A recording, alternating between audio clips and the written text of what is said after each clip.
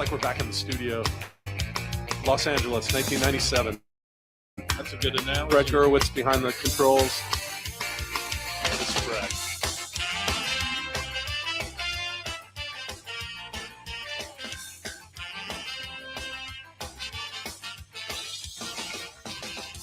I don't need to tell the truth, but I never lie. I don't need to bow to you. You're just passing by. I never wanted to be the one you bitch and moan and come home to. But as long as you look good, I'll come back to you. Get inside my troubled mind with all of your threats. Sometimes I think I was blind. Not before we met. I never wanted to be the one that you depend on for your life. When you cry, it smells like soup. Sound like Shona Knife. Never before I said all night. I gotta ride. Each time I said all night. No, I just might. You make me stay all night. It's just that side of you tonight that makes me stay all night. I'm gonna stay all night. You're an evil little girl. I'm a twisted man, tearing through your perfect world. Make you understand. I never wanted to be the one you bitch and moan and come home to. But as long as you look good, I'll come back to you and do the things you do. Stay all night. I gotta ride.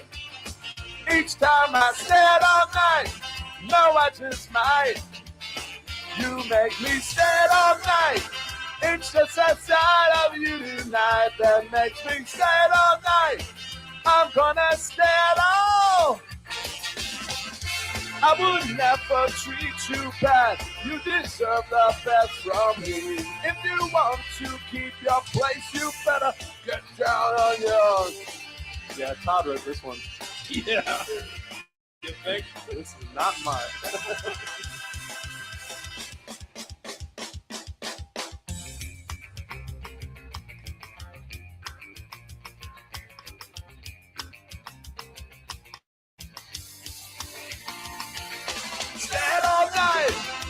Gotta ride. Each time I stay all night. No, I just might. You make me stay all night. It's just that side of you tonight that makes me stay all night. I'm gonna stay all night. R.I.P. Todd. Text the round robin your questions, comments, wagers. Give us a reason. Sleeper fantasy play, your best alternative line, whatever you have. Text the round robin 757-354-5517. Oh, say, can you see by the dawn's early light what so proudly we hailed at the twilight's last gleaming, whose broad stripes and bright stars through the perilous fight o'er the ramparts we watched were so gallantly streaming, and the rockets' red glare, the bombs bursting in air, gave proof through the night that our flag was still there. Oh, sing us that star-spangled banner yet wave, for the land of the free and the home of the brave. This is the Deep End Broadcasting Network. You are tuned in to the Round Robin with Stephen Murray on Deep End Broadcasting.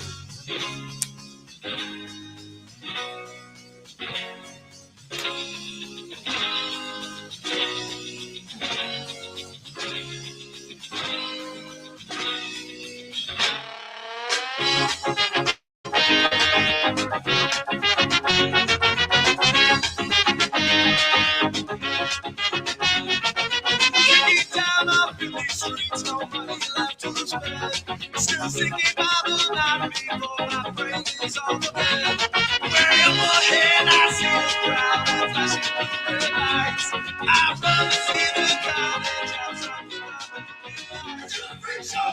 morning, wherever you are. It is 7:20 a.m. Eastern Standard Time.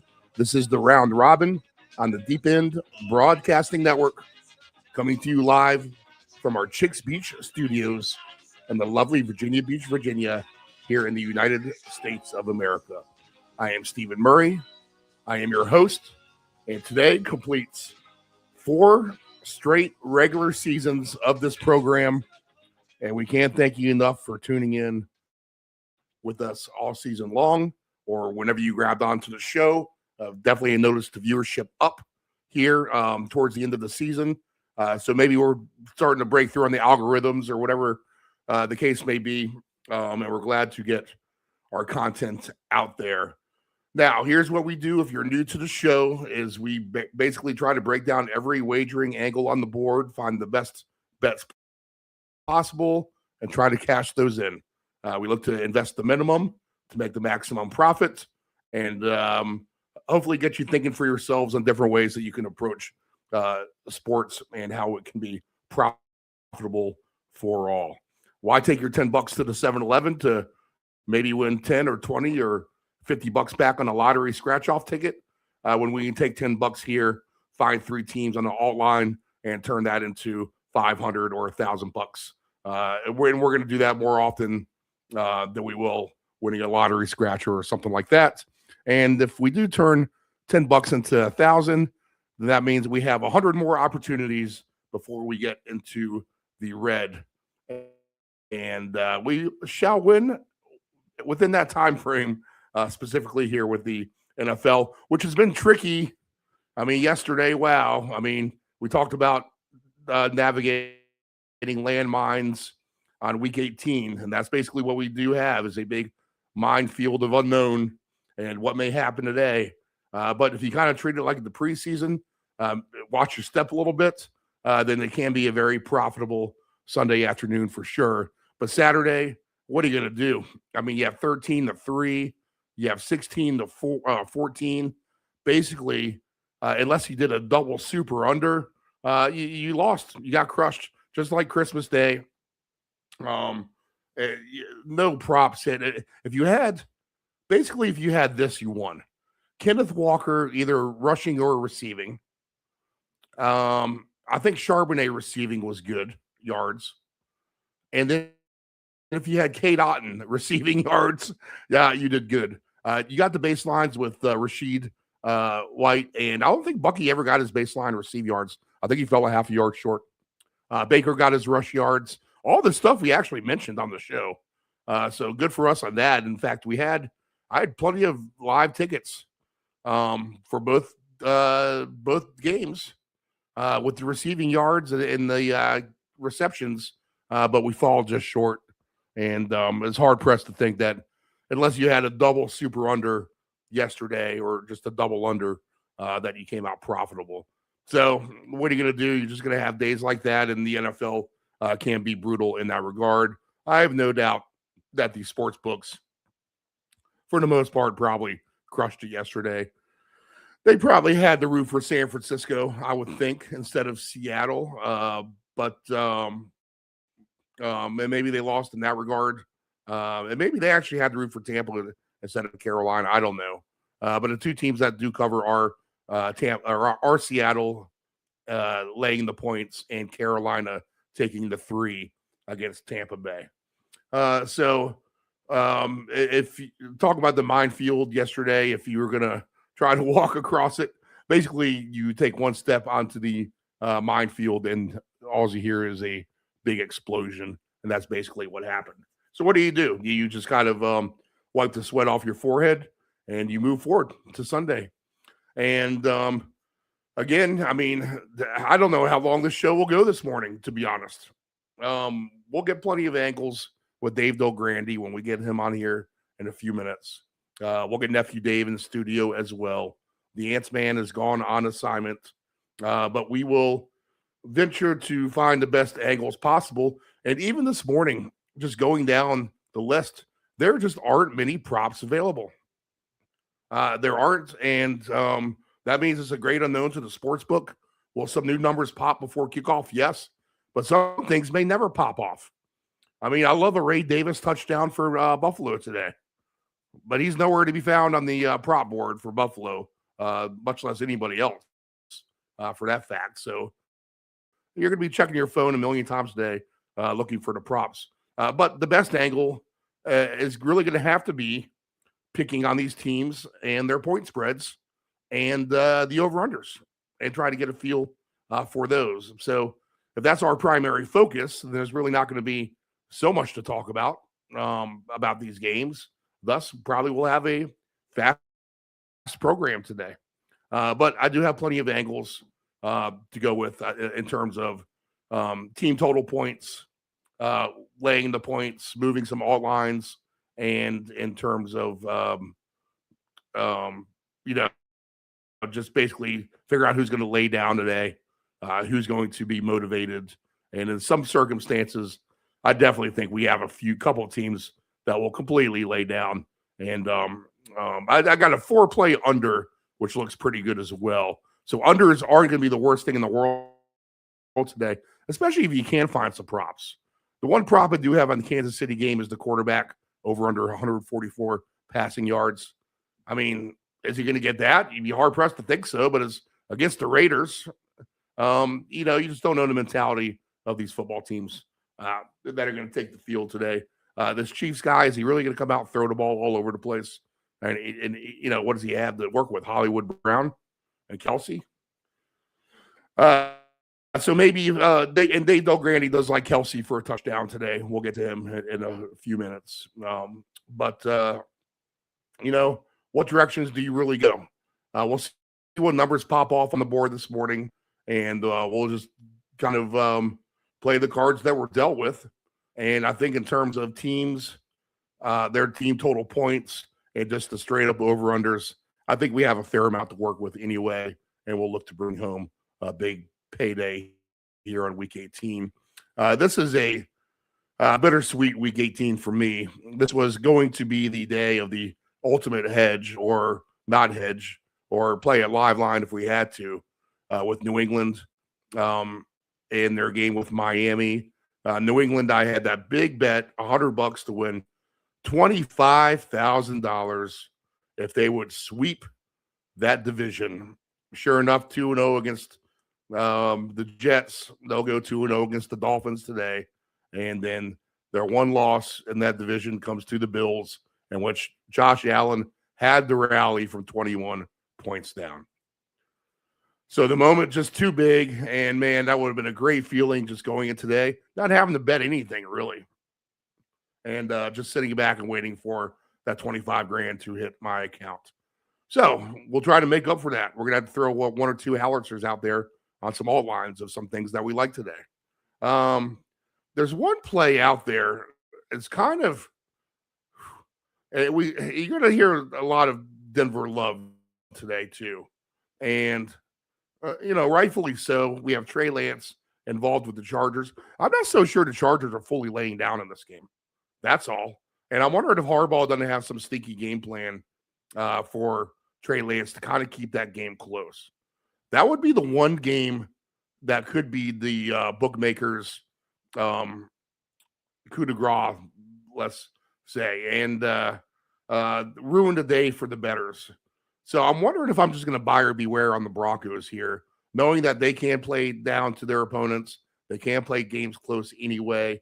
And as bad as Trey Lance is, can you just keep that game within a couple of scores? You'd be hard-pressed to think that they will. But I'll jump on Denver on the live line, I think, before I will pre-flop. Just something rings a bell to me that I don't quite trust the Chargers to lay down in that spot. Not like they have a lot to play for. But they can win that division, to be honest. I mean, so that is really a lot to play for, and can play spoiler for Denver to get the number one seed as well. So I'm not rolling to throw the Chargers on the scrap heap completely today, and we'll see how that kind of turns out. We'll talk more about that game as we go along. Now, the other issue and faux pas of yesterday was our trusty or not so trusty weather report that we had for Tampa Bay yesterday. Supposed to be 70 and beautiful skies. All we saw was a completely torrential downpour. So that was the other thing. Like, come on, man. We don't have nice weather. I mean, what the hell is this forecast? So I apologize for that. I'm only playing with the weather cards that I'm dealt with. So, once in a while we'll get those kind of surprises. And sure enough, on a standalone game to start today is not a good week or a good way to start the NFL Week 18. All right, so more landmines to avoid, and let's just see where all the lines are at this morning updated. I'm going to go through the weather first, and then I'm going to come back to the lines because I want to get the most up-to-date possible line that I can. So Jacksonville is 58 degrees, sunny, no rain. Cincinnati, 35 degrees, sunny, no rain. Minnesota, we're indoors today, and they'll be snowing outside. In Atlanta, 56 degrees, indoors, no rain. At the Meadowlands, MetLife Stadium, 33 degrees with the Giants and the Cowboys, no rain forecasted. Houston, we'll be indoors for that game, 64 degrees outside, no rain in the forecast there. 70 degrees at Mile High Stadium today. Man, Denver's been warm the last few weeks, hasn't it? Which would make you think we'd have some points. 69 degrees for the Denver Broncos and the Chargers in that later game today. Indoors at Vegas, 62 degrees will be the temperature outside. So nice day to tailgate there for the Chiefs in Vegas. New England, 29 degrees against Miami. That line looks like it's growing this morning. Buffalo, 26 degrees against the Jets. Plenty of snow in the stands there. It'll be raining at SoFi Stadium with the Rams and the Cardinals, but they'll be indoors. 31 degrees for Detroit and Chicago. We know how Jared Goff is in the cold. But what effort do we get from the Bears today? Let's be honest. Do they really want to worry about Caleb Williams getting the 4,000 yards? And, the Bears are kind of settled in to where they're at. I don't know. I kind of like Detroit in that game. We'll take a look at that as we go through the show. Washington, another trendy dog maybe. No weather there. 36 degrees and no chance of rain. And then tonight in Pittsburgh, 25 degrees. A cold matchup in a game that does matter. Winner take all for the AFC North, Baltimore and Pittsburgh. Okay, let's get some updated lines for right now. The Falcons up to 3.5, 43.5 this morning over the Saints. The Cowboys laying 3.5, 49.5, so no movement there. The Bengals are laying 7.5 and 45.5, so we're stagnant there. Minnesota minus 10.5, 36.5, so we're settled right there for right now. Houston is 10.5, 38.5, so we're settled right there for now. Jacksonville is 12.5, 47.5. The Chiefs now 4.5 and 36.5. The Bears are 3.5 and 50.5. The Broncos are 13.5 and 37.5. The Patriots are 11.5. So that line is moving a little bit, and 45.5. The Eagles minus 4.5, 39.5. The Rams, 13.5 now for the Rams, 47.5. Kind of like the Cardinals in this game. I mean, they're getting a lot of points against the team that really doesn't have much to play for. The Bills, 7.5, 37.5. And tonight's game with the Ravens, minus 3.5 and 40.5. All right, so for the most part, the lines are pretty much stagnant early on this Sunday. And another premise to have this show is we like to get up early and look at these lines and get a grasp of how they're going to flow throughout the morning and adjust as we need to. All right, so there's not much else to say right now, except for the fact that let's just proceed with caution. Let's put on our thinking caps, really think things through here, know the general game plan of these teams today, and let's just try to take advantage monetarily in that fashion. All right, Survivor. You know it. You're down to a handful of teams left. If you have a Survivor, I guess we'll get Dave's pick if we have one. But I mean, if you haven't used Houston, today would be the day. Obviously, if you haven't used New England, today would be the day for that. If you haven't used Buffalo, I think that's a good chance for you there, even though it's the backups. And then Jacksonville, if you still have them, obviously Cincinnati, all the big favorites. Any of those kind of apply for Survivor, and you're one to last gasp at that pool. All right. I'm going to be upset at myself a little bit. I had a DraftKings pool going. Pick 5 games every week against the spread, and I was off to such a good start. I missed a week by accident, and then I missed the second week, which actually counts towards your standings, and then I missed the third week. So where I had a decent card, you just simply forget these things with all the sheer busyness of the season and everything that we have going. You forget about this stupid little $10 pick pool, which I was doing very, very well in, and has gone by the wayside. So it always helps to have reminders written down on that kind of thing. Make your Survivor pick, change your fantasy lineup, do your pick pool, whatever you have. Get a dry erase board, put it on your fridge, and remind yourself to do these things. All right, because it's just easy to forget. Life happens fast and it happens very busy. So professional tip there. Even the best, like me, kind of screw ourselves at times. What did I do yesterday to screw myself? Oh, yeah, I cashed out a very small winning basketball ticket where I just read it wrong. I thought it was a side instead of a total. And I think I cost myself $50 on that, playing stupid college basketball over-unders in the morning. All right.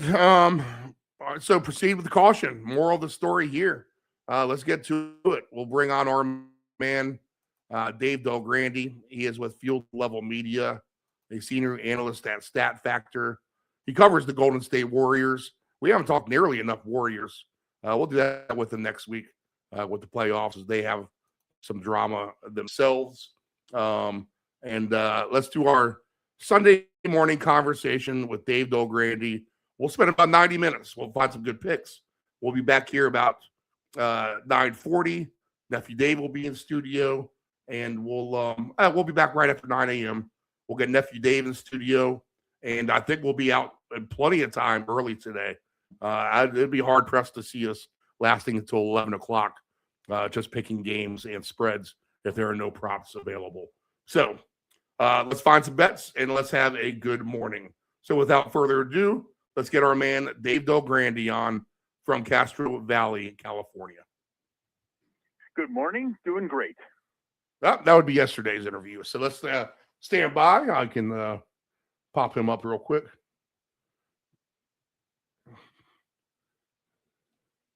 You always forget when you have that Saturday, Sunday convo. That's when it's time to load up the Sunday convo. It might not be there because you still have Saturdays up on the list.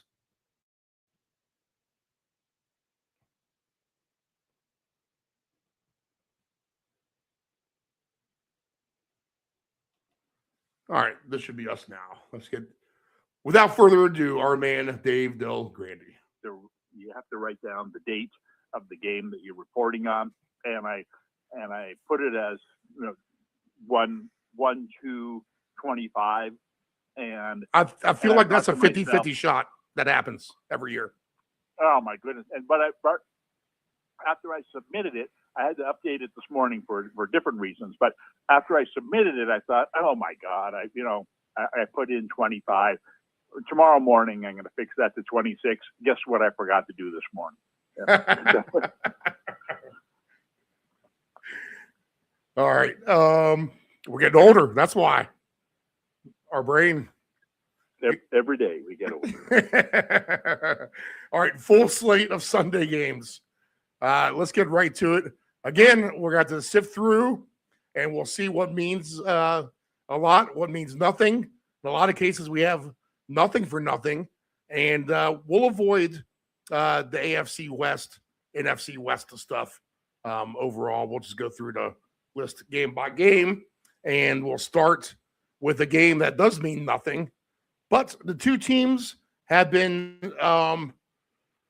playing hard. So you got to say that. And that's what the Saints and the Falcons here. We're indoors at Mercedes-Benz Stadium. So we know that that's a venue that can produce some points. Atlanta -3, 44.5.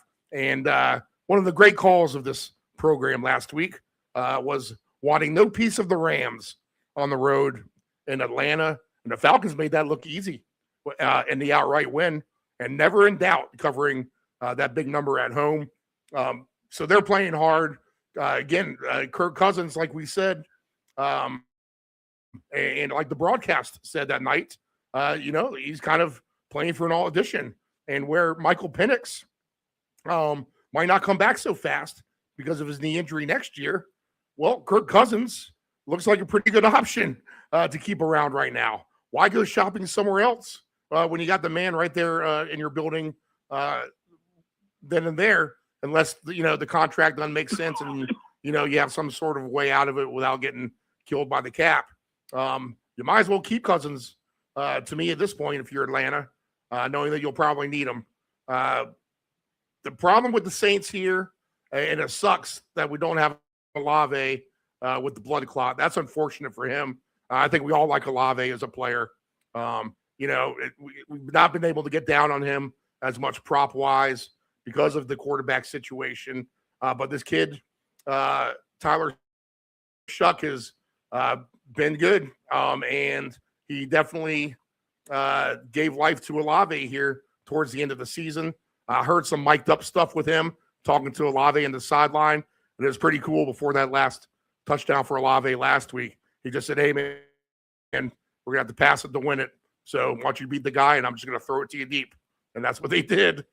So a little bit of playground football with the two on the sidelines, making it happen at Tennessee. So the Saints are playing hard, and the Falcons are playing hard.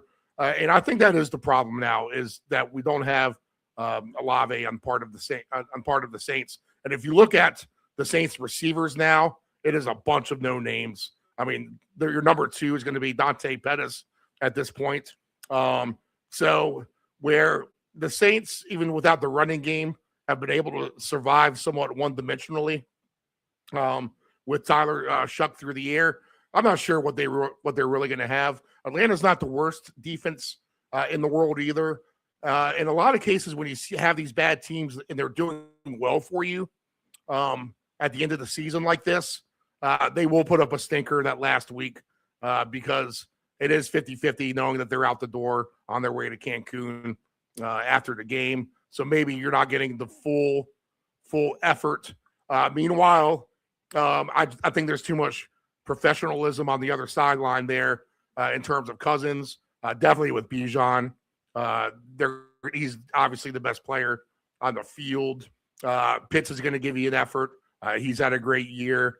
Drake London coming back last week was quiet, but maybe he gets involved one last time for Atlanta. And I just think a better scenario for Atlanta at home here.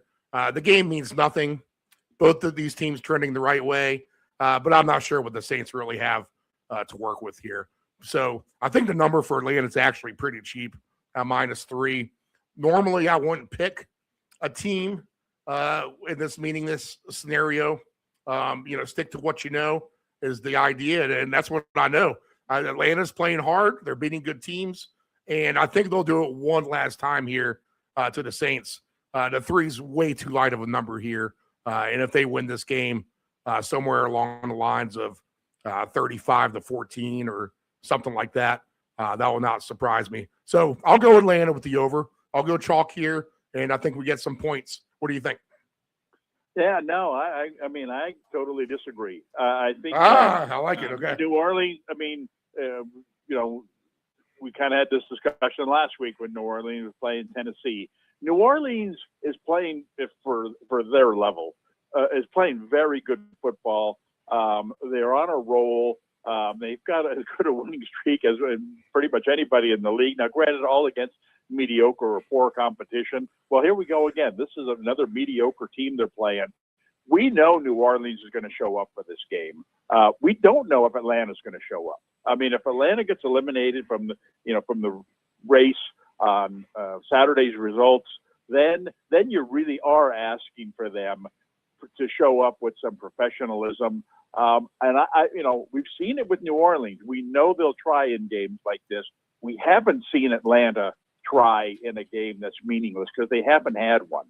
So you wonder, what will, London, what will Bijan Robinson, be like in a game where, okay, our season's over. Why am I even in there? I don't know that we can predict that. Like I said, I do know what we're going to get from New Orleans. It's hard to predict based on, what might or might not happen on Saturday. Even if Tampa wins on Saturday and now Atlanta has to win on Sunday, I still think New Orleans is going to give you an honest effort. And, Atlanta might beat them. I'm not sure Atlanta's the better team at this point. Certainly, New Orleans got a whole lot more momentum going. Like you said, the quarterback's playing very well, surprisingly. And so, I think New Neorleans is going to find a way to win one more time. All right. Good disagreement, and that's maybe enough to make me stay away completely. Next game, Dallas and the Giants. Who shows up for this? The Giants win at your Raiders last week, so maybe that gives them momentum going into this final game. Obviously, the draft pick's not going to matter for them. They got their quarterback. In Dallas, Dallas does what Dallas does, plays down their competition like they did against Washington. They win the game, but they narrowly escape. I guess every Dallas game goes over the total, right?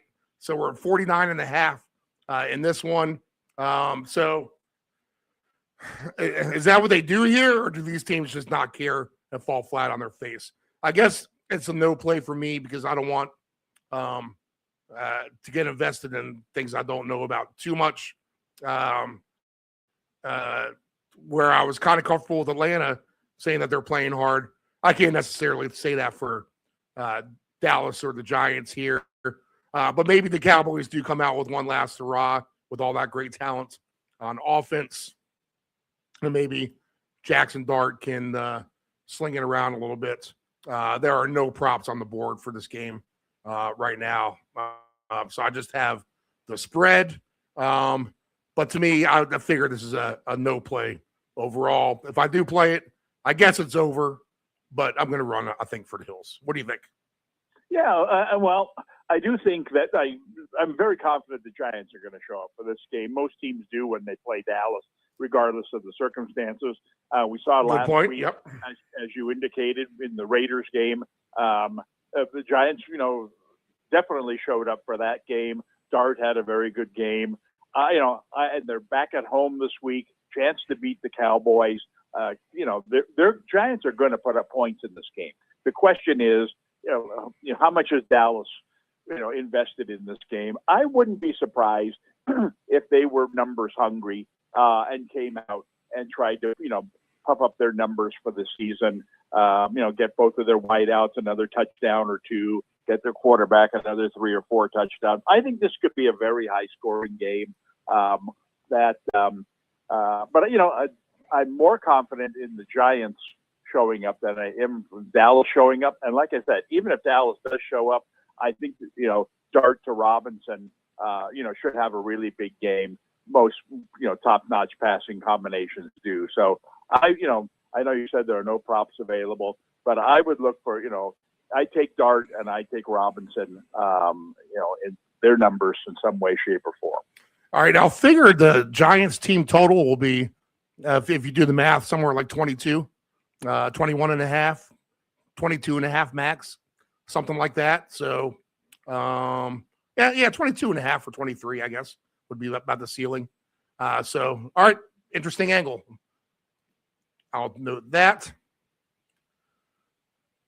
Another game that scares me a little bit, only because the Browns play the Bengals usually pretty good, usually, I say, and make their life difficult. So I don't see why that wouldn't be the same case here per se. Although, it is, and I've used this example a couple weeks ago when the Bengals played Miami. I mean, it is Burrows against Sanders at the end of the day, but Sanders has been okay. Not the worst. I think, if you're going to grade him, considering all the circumstances that he's been through, I think you got to give him a B or so. So he hasn't been a failure. And if the Browns can show up with any sort of defense here, then maybe they slow down the Bengals. It is at home, so the Bengals should want to put on a good show for their fans. And if Burrow is going to be slinging it around, which, you don't run against the Browns defense, you got to throw against them. Maybe this is a good game for someone like T. Higgins. He would come to mind if Denzel Ward is going to lock on to Jamar Chase at any sort of Raider capacity. You do get T. Higgins at plus 130 for a touchdown. So I'll sign up for that at least. Fannin, he got hurt, so that's a big damage to the Browns here. Of anything that they can perhaps do offensively. I just don't know what the Browns are going to give you on offense, but it is against the Bengals defense, which just how ridiculously bad they've been as well. I don't know. I don't see a David Njoku even listed, so he must be hurt. I don't know. I think this is a pass again overall. Give me a T. Higgins touchdown if I'm going to play anything. What do you think? Well, I like the direction the Bengals are going in late in the season. They're to me, the AFC's version of New Orleans in the sense that they could have cashed this in a long time ago. They've had no chance of winning a division title or making the playoffs, and yet they've continued to show up. Credit to them with basically, a veteran type of cast, a team that expected to have a really good season, really had no reason to show up the last month, but they have. Even their defense has gotten a little better, surprisingly. It couldn't get worse. I don't know quite where that takes us in this game, but I think Cincinnati's going to win this game. And I mean, they're just moving in that direction. I think Cleveland would like to go out with a momentum builder. They'd love to see Sanders have a nice game in the last game. The door's certainly open for that against the Bengals, but they'd be much better off facing a team that wasn't going to show up. And I think Cincinnati will. So I give Cincinnati the edge based on that. Right. Okay. 7.5, just right. What do you think? Bengals win by 10, 13, something like that? I mean, that's a high number, given the fact that these are two, teams that aren't very good. And Cleveland, to their defense shows up. Their defense will make it tougher on Cincinnati than some of these other teams they've been playing. I don't know. I mean, bad team like Cincinnati laying more than a touchdown. You know what? There are better things to play. All right. Packers and Vikings. Packers are a playoff team and 8.5-point underdogs in this game. The total is 36.5. I have no props here yet, but we do know Clayton Tune is going to get the start for the Packers here as they're down to their third stringer.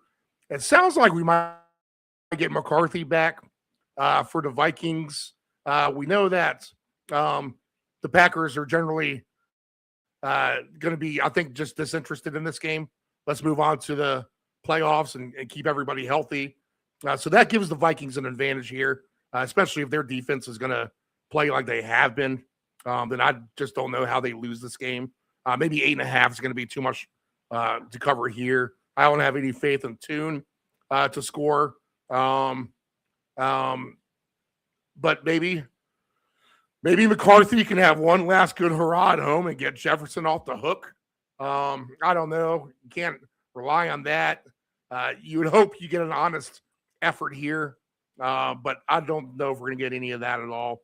Under 36.5 sounds appealing to me as for a play, if anything. So give me some light here. Give me something to work with. What do you got?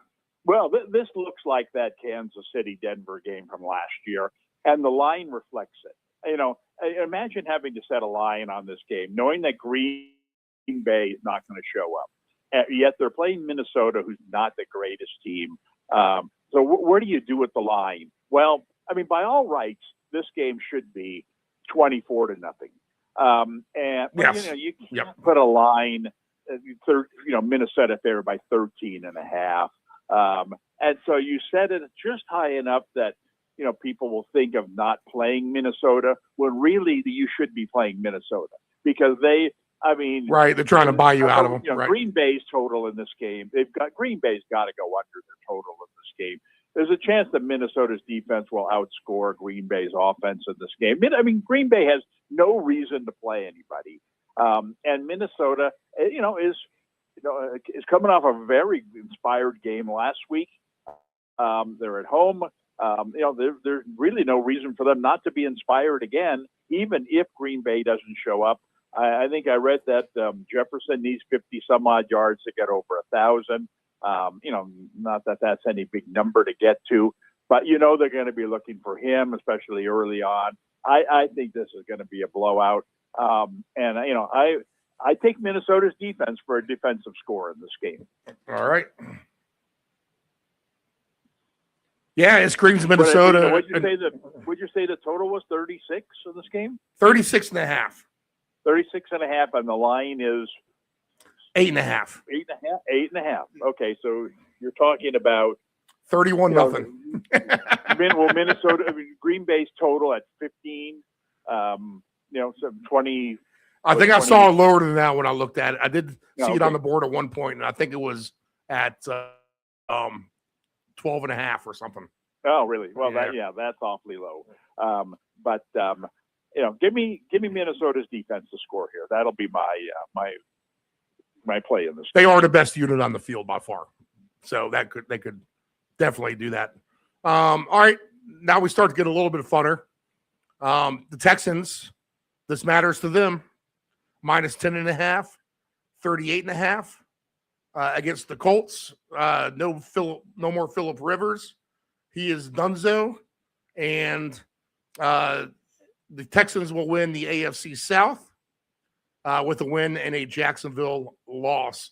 Otherwise, they're going to be in the playoffs anyway at 11-5. So they have slight hope to win that division. It's just going to matter if Tennessee decides to show up or not. We'll get to that in a moment. But I have no doubt that maybe the best play in this game would be the Texans and their team points, to be honest, whatever that is. They're minus 10.5, 38.5. They'll probably cover that. But they're going to be somewhere around 24 for their team points. And they'll score 21 in the first half anyway, I figure. The Colts defense is a little bit of a sieve. We start to see this Houston offense clicking a little bit better. They opened up hot.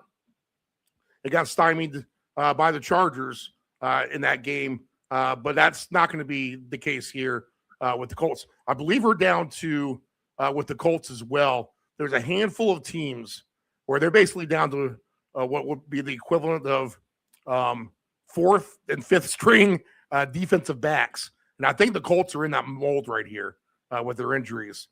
So it is going to be a feast if C.J. Stroud wants to go through the air, and I expect that he will because that's their game anyway. So a route for me with the Texans, you can probably play it any way you want, but their team points over. They'll cover the spread. As long as this game means an inkling to them, then they're going to go for it. Maybe if Tennessee is getting their doors blown off, you do see the Texans pull their starters in the second half. That would be the smart thing to do. So maybe even the first half approach with the Texans and their team points might be a little bit better of an angle. But I think they'll try to jump out to a big enough lead early where they'll be able to coast home if they want to. Riley Leonard, as long as that the Texans defense is out there, stands no shot to me, to be honest. So Texans in a rout. What do you think? Yeah, well, I'm going to disagree with you again. Okay, I like this. And I think the line in this game reflects the fact that because Rivers isn't playing, that the Colts aren't going to show up. And I don't think that's the case at all. I think they're not playing Rivers because, I mean, why would we play him? He's not going to be on our team. Right. Let's put Riley in that. there Yep. because he's going to be the guy who comes in next year to replace Jones if Jones gets injured again. And let's keep all of our starters out there. You know, we played hard the whole season, and we're not going to, we're playing a team that needs to win. We haven't been doing well. So let's have a little pride and let's go out there and let's make these guys earn it. And Houston just is not a good offensive team. I mean, what you said about Indy's defense is right. I mean, they're certainly not a good defensive team, but Houston is not the type of team that's going to take big advantage of that. And so I think Indy can hang in there in this game. I think the line got way inflated by the change of quarterbacks and, they're going to sit all their guys. Well, I don't think that's the case at all. I think they're going to, give you your money's worth in this game. And I think it'll be for an Indy game will be relatively low scoring just because, as you said, it's going to be hard for Indy to put up points against this Houston defense. But Indy's got a lot of receiving weapons. And so, I think Leonard's got a chance to be successful in this game, throwing the ball, because of the variety of receivers that he has. So even if they fall behind, he'll have a chance. Now that could blow up in their face as well. But I'm going to give Indy a chance to hang in there, and without giving any individual recommendations. Riley Leonard is 168.5 for his yards baseline and minus 130 if he throws one touchdown. That's it. Minus just for one? Yep. Oh, wow. Well, that's easy for me because the thing about him is that even if they fall behind, even if he throws 3 interceptions in the first half, and it's 31-0 at halftime, they'll still be trying. They're going to take him out. They're going to keep him in there. And like I said, I mean, Indy quietly has put together a real nice receiving core. I mean, the whole season's been about Taylor, obviously, but they're receivers with Pittman and Downs and variety of other guys kind of turn into Green Bay light. They've got 3 or 4 receivers. They get downfield. They can throw the ball deep. Just takes one of those maybe in the second half if they've fallen behind, as you predicted. Give me him at minus 130 for a touchdown. Might not be the worst play in the world, at least from my perspective.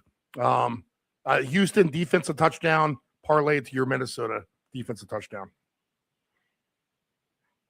Well, I'm going to save the back half of that there's a couple other games coming up that are very similar. Okay. All right. Jacksonville and Tennessee, 12.5, 47.5. The circumstance here for Jacksonville is that let's see, they have all kinds of stuff. So they can clinch the number 1 seed and home field advantage. If they win, Denver loses, New England loses. Good luck to that. That's not going to happen. They can clinch the AFC South if they win, or if Houston loses to Indianapolis. So win, and they are the NFC South champions, and a nice preseason payout if you bet them to win their division overall. So they've been red hot. The problem with my Titans in this game is going to be exactly kind of what I said, that they've been playing hard, playing good, and they wasted a lot of energy in that game against the Saints, where it looks like they were going to win that game most of the game, and they kind of let it go at the end. So I'm wondering if the air in the balloon is going to be deflated on their end a little bit. They are another team. They're not quite down to their fourth or fifth stringer cornerbacks, but they're down there pretty good. They're down to about their third string. So I think if Jacksonville wants this, they can have it. So I'll go with their team points in this game. In case Tennessee is playing frisky on offense as well, I won't lay the double digit 12.5. I'd rather just take the Jaguar team total points in that regard. So if they are at, with that, let's see here. 30.5 is at minus 108.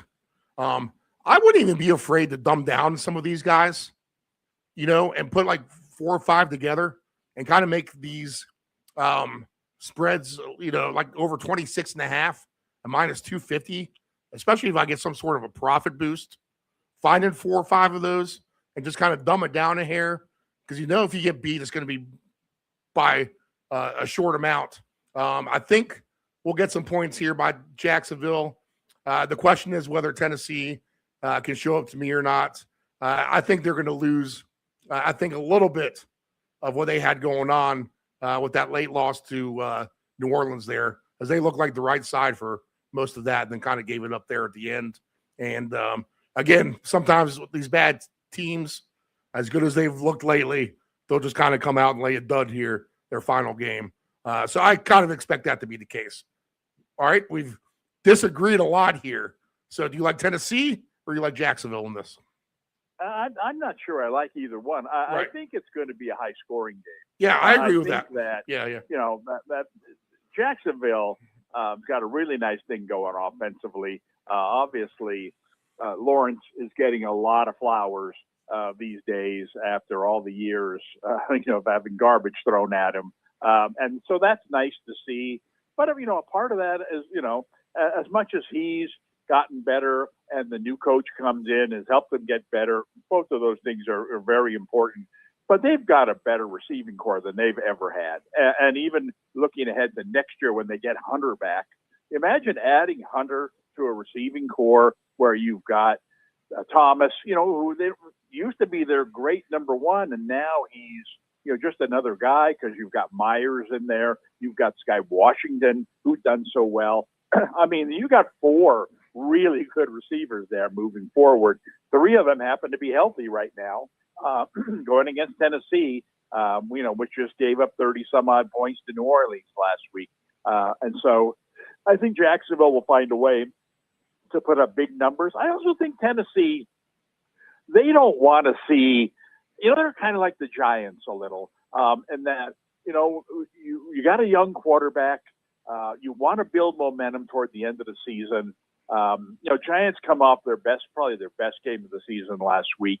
They got to hope that one more good game, and we get that momentum that we want going into the offseason, that good feeling. I think Tennessee, which was building up to that level, and then, like you said, kind of fell flat last week. But I think this game's important for them in terms of,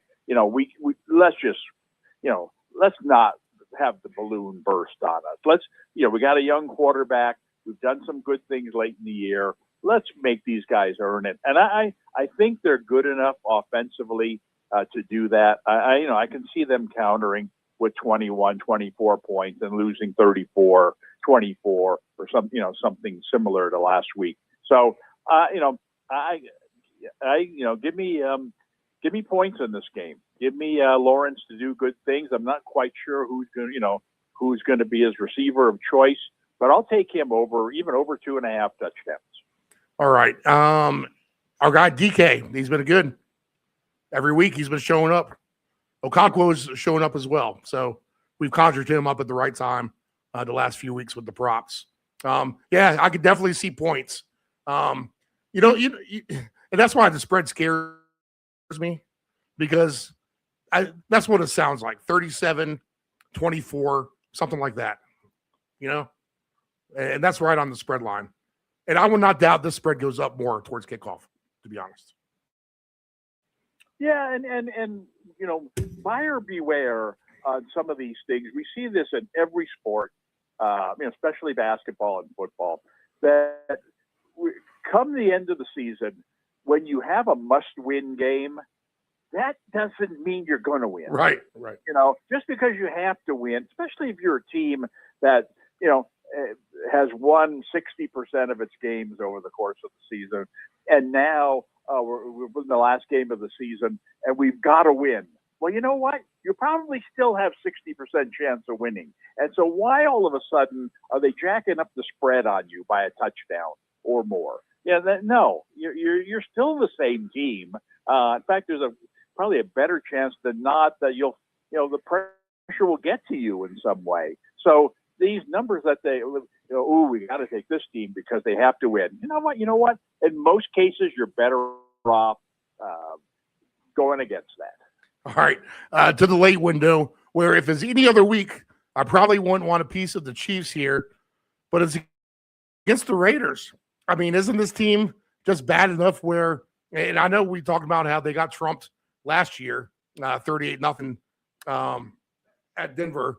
But isn't there going to be some sort of, and they were competitive in that Christmas game, but aren't they going to have some sort of professionalism here, Andy Reid and company, to where, the veterans on this team can carry this team to win over the Raiders and cover 5.5? I mean, don't they win this game by 14 points? I mean, that's what it feels like to me. But maybe all the more reason in the world this thing ends up being 9-6. I don't know. I don't have any hope for the Raiders. Not that I had at any point. But the Giants on a big alt line late. I mean, that's what I did. I saw where this game was going with the Giants, and I laid the big number with the Giants, and they covered. So I just don't see where you're going to have any steam from Vegas here. Obviously, the Chiefs, it's a bad taste in the mouth if you've been taking them at any part of the season and heavily investing in them. You've been getting burned. How about this? I talked at one point about how many weeks will we have Xavier Worthy and Rice score in the same week. It never, ever happened, right? And it won't happen in this game. Too much professionalism, I guess, on the Chiefs. They'll win this game 21-3. What do you think? I don't know. I'm very confident.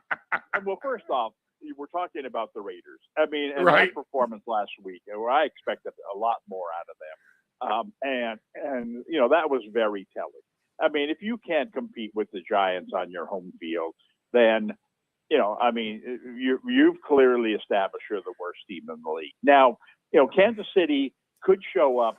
I mean, the second half of this game, I see no reason why Kansas City is not playing the same lineup they played at the end of the season last year. I mean, if they're out to accomplish anything in this game, it's to send Kelsey off, on some kind of positive note.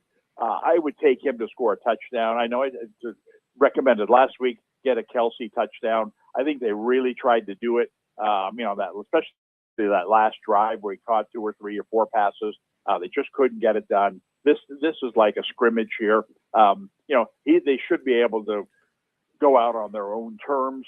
I think the very first drive of the game, if there were such a play, who will score the first touchdown? They could probably get something on that, right? Oh, yeah, sure. Will Kansas City score on their first drive? Who will score? I just think that they want to get this out of the way. They want to get Kelsey. They don't want to wait till the last drive of the game and then have to pridelessly throw him the ball at the end of the game, whether they're winning by 3 touchdowns or losing by 3 touchdowns. They wanted to get in some kind of meaningful situation. And it probably won't be many meaningful situations in the game other than maybe the first quarter. So I take him early on, be the first touchdown scorer, get a first quarter TD, get a first half TD. I mean, whatever they offer on him. I don't think he's going to be around for the second half. I don't think any of their starters are going to be around for the second half. And even if they're ahead 14-3 at halftime, even the Raiders might be able to make that disappear against this practice squad kind of team that Kansas City. I don't think there'll be any pride. There's no pride. They cannot possibly, gain any pride in winning this game. These are case of two wrongs, make, a third wrong. I don't know where to go, but I certainly wouldn't trust Kansas City other than give me Kelsey first TD, give me Kelsey first half TD. I think those are two very good plays. All right, I don't have the first touchdown score, but I do have the first quarter and the half. 5-1 for the first quarter, touchdown for Kelsey. No, I'm sorry, that's the first half. He's 11-1 for the first quarter.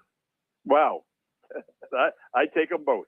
And minus 9.5 first half. Chiefs alt line is 3-1. So that will be the angles I take. I like it. Oh yeah, those are two very good lines on Kelsey. Like I said, I mean, it would help if they won the toss and got the first possession of the game, because that might give them two possessions. Well, the Raiders are bound to defer, and they're bound to take the ball. Well, either way that coin lands, they're bound to get it first. Good point. Very good point. Is the fact that Kansas City's going to want to get their offense on the field as soon as possible. So forget this whole idea that let's just take the ball in the second half.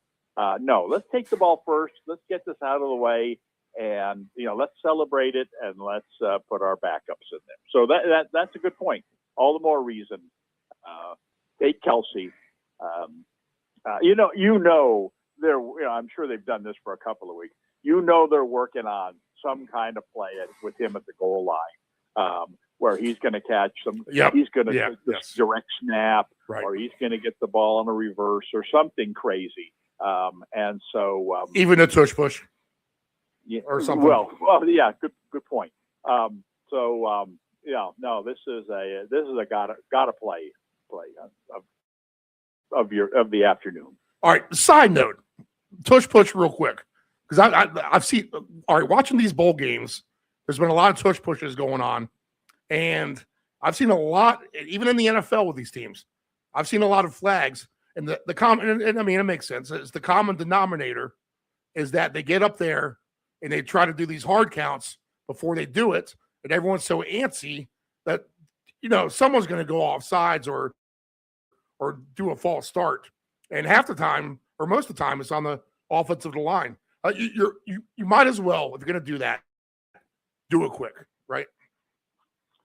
Yeah. Well, first off, do you see it in college football? I don't even think it's legal in college football. Oh, is it not? I feel like I've seen a little bit of that in the bowl games. Yeah. And I know that for years at every level of football, it's been illegal to push an offensive player from in back to help him gain yards.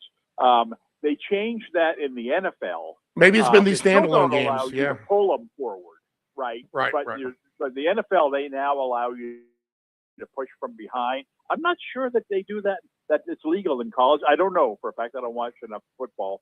And that's what they're talking about in the NFL is, if we're going to get rid of this tush-push thing, then why don't we just take it the next step?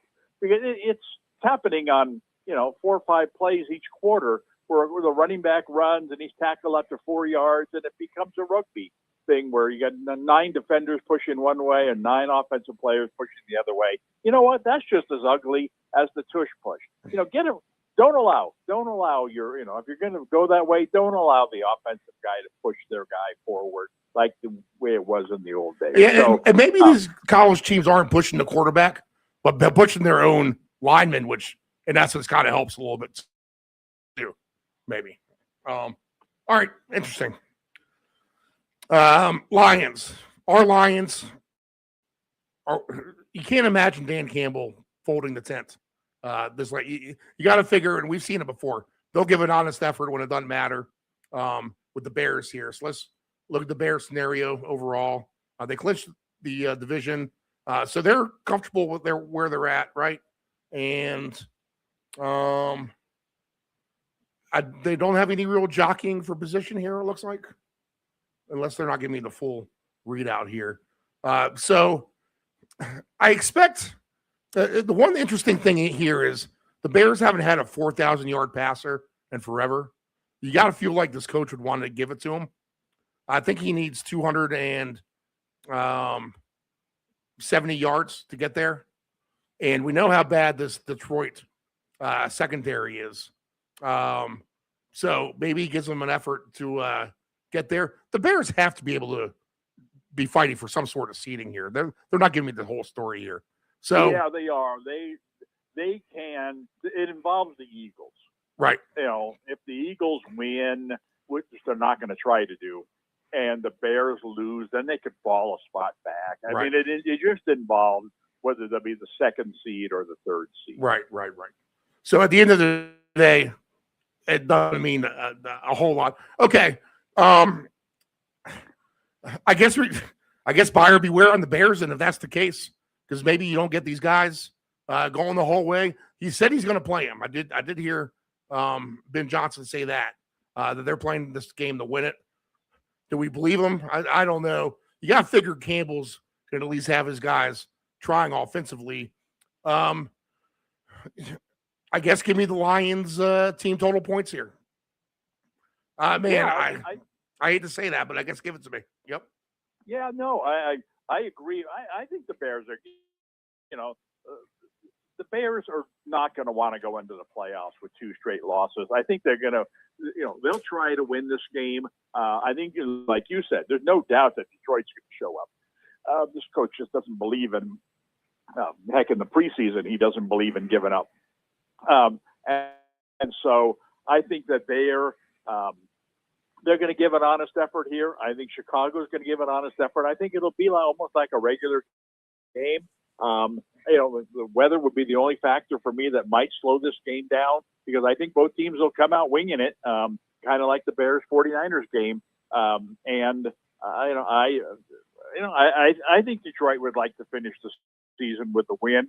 When push comes to shove late in the game, I think they will definitely be trying. The question is, come fourth quarter, has the Bears coach come to his senses and said, you know what, we just got a guy hurt. I don't want to get any more guys hurt. Let's call off the dogs.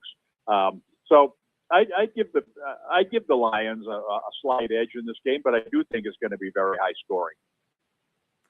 All right, 50.5 is the total.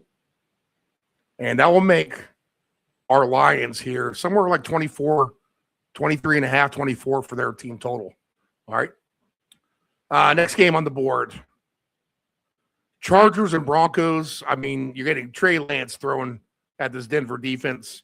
If you've listened to this show for every program, then Trey Lance has come up many a time, and you know what we think of him. So that tells me alone that the Chargers are going to throw in the towel here, probably for most of their personnel.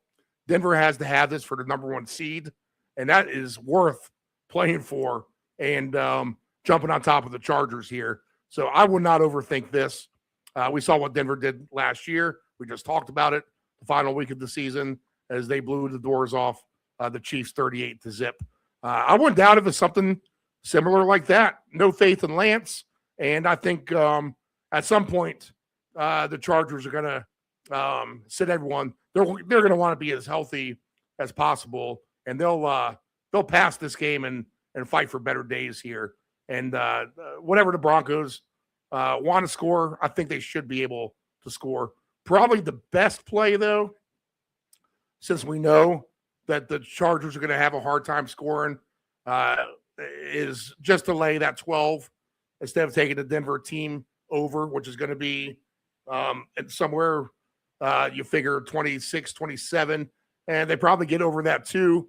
But, if they win this game 20-0, that's good enough, or 20-3. Just no faith in Lance here, at least on my end. So I think this is one of the more easier calls of the weekend with Denver, whatever you want to do with them. So your thoughts on that? Well, yes, we talked earlier about keeping open-ended the defensive score parlay. Well, Right, here's here we the go. second half of it. Right. I mean, Lance makes things happen. He'll throw the ball downfield. He'll scramble. He's got the potential to help put points on the board. But unfortunately for both teams, he fumbles once or twice a game, which could turn into a score. He'll throw an interception or two a game, which could turn into a score. I mean, it's very possible that Denver gets multiple defensive scores in this game, but I'd certainly take them to score one. I think that this is a game where, I don't see the Chargers showing up for this game at all. And this is going to be an easy Denver win. come second half of this game, I just see them running the ball, running against a very disinterested Chargers team. Question is, who's going to be doing that running? Because if you can figure that out, you could get yourself a nice second half profit in this game. I don't think it's going to be Harvey at that point. Question is, who will it be? And like I said, you figure that out, and you're going to get yourself a guy who might score, definitely a touchdown, maybe even two, get 50 or 60 yards, very cheaply. So that would be the guy I'd try to identify in this game. It's got to be Jaleel McLaughlin, right? It's got to be. Well, it's possible. 5-1. Like I said, you read the reports about the game, going into the game. Tyler Batty would be the other guy. Yeah, you probably get a pretty good idea of what they're thinking. In a preview that would appear Sunday online or whatever. That's what I would be. You want to do some research and to figure out who that guy is going to be, because they do have options. I think if you just one enterprising reporter saying, my sources are telling me that Batty is going to be the guy, who gets majority of the carries in the second half of this game. There's your green light. Right. All right, we're going to do a little research on that. So the Denver defense and the Vikings defense, correct? That was the other one? Absolutely. All right. Yes. 50-1 for both of those teams to get a touchdown. 50-1. I'd be aware of the Patriots. Go ahead. Well, but the good thing is, and you play this game as well as anybody. One of those games is in the morning, one of those games is in the afternoon. So you hit that one in the morning, and now you can look at it and say, okay, what's my buyout on this thing? Do I want to cash now, or do I want to really go for it? And, depending upon how your day is going, it allows you to make a decision that you can't make if both those games are going on simultaneously. You know what? Just play it straight, and then you'll have a winner in pocket, and you won't have to worry about it. How did I know you'd say that? Yes. I'd be aware of the Patriots, to be honest, because if Denver does jump out to a lead, do you want to be Mike Vrabel, the idiot in the world who gets Drake May killed, against Miami for no reason whatsoever? So I think you get the first half from New England, and if they look up the scoreboard and see that Denver has a 24-3 lead, then they're going to call off the dogs on their end. So I think the back door is wide open probably for Miami in that regard, plus the 11.5. I have no doubt the Patriots look good the first half.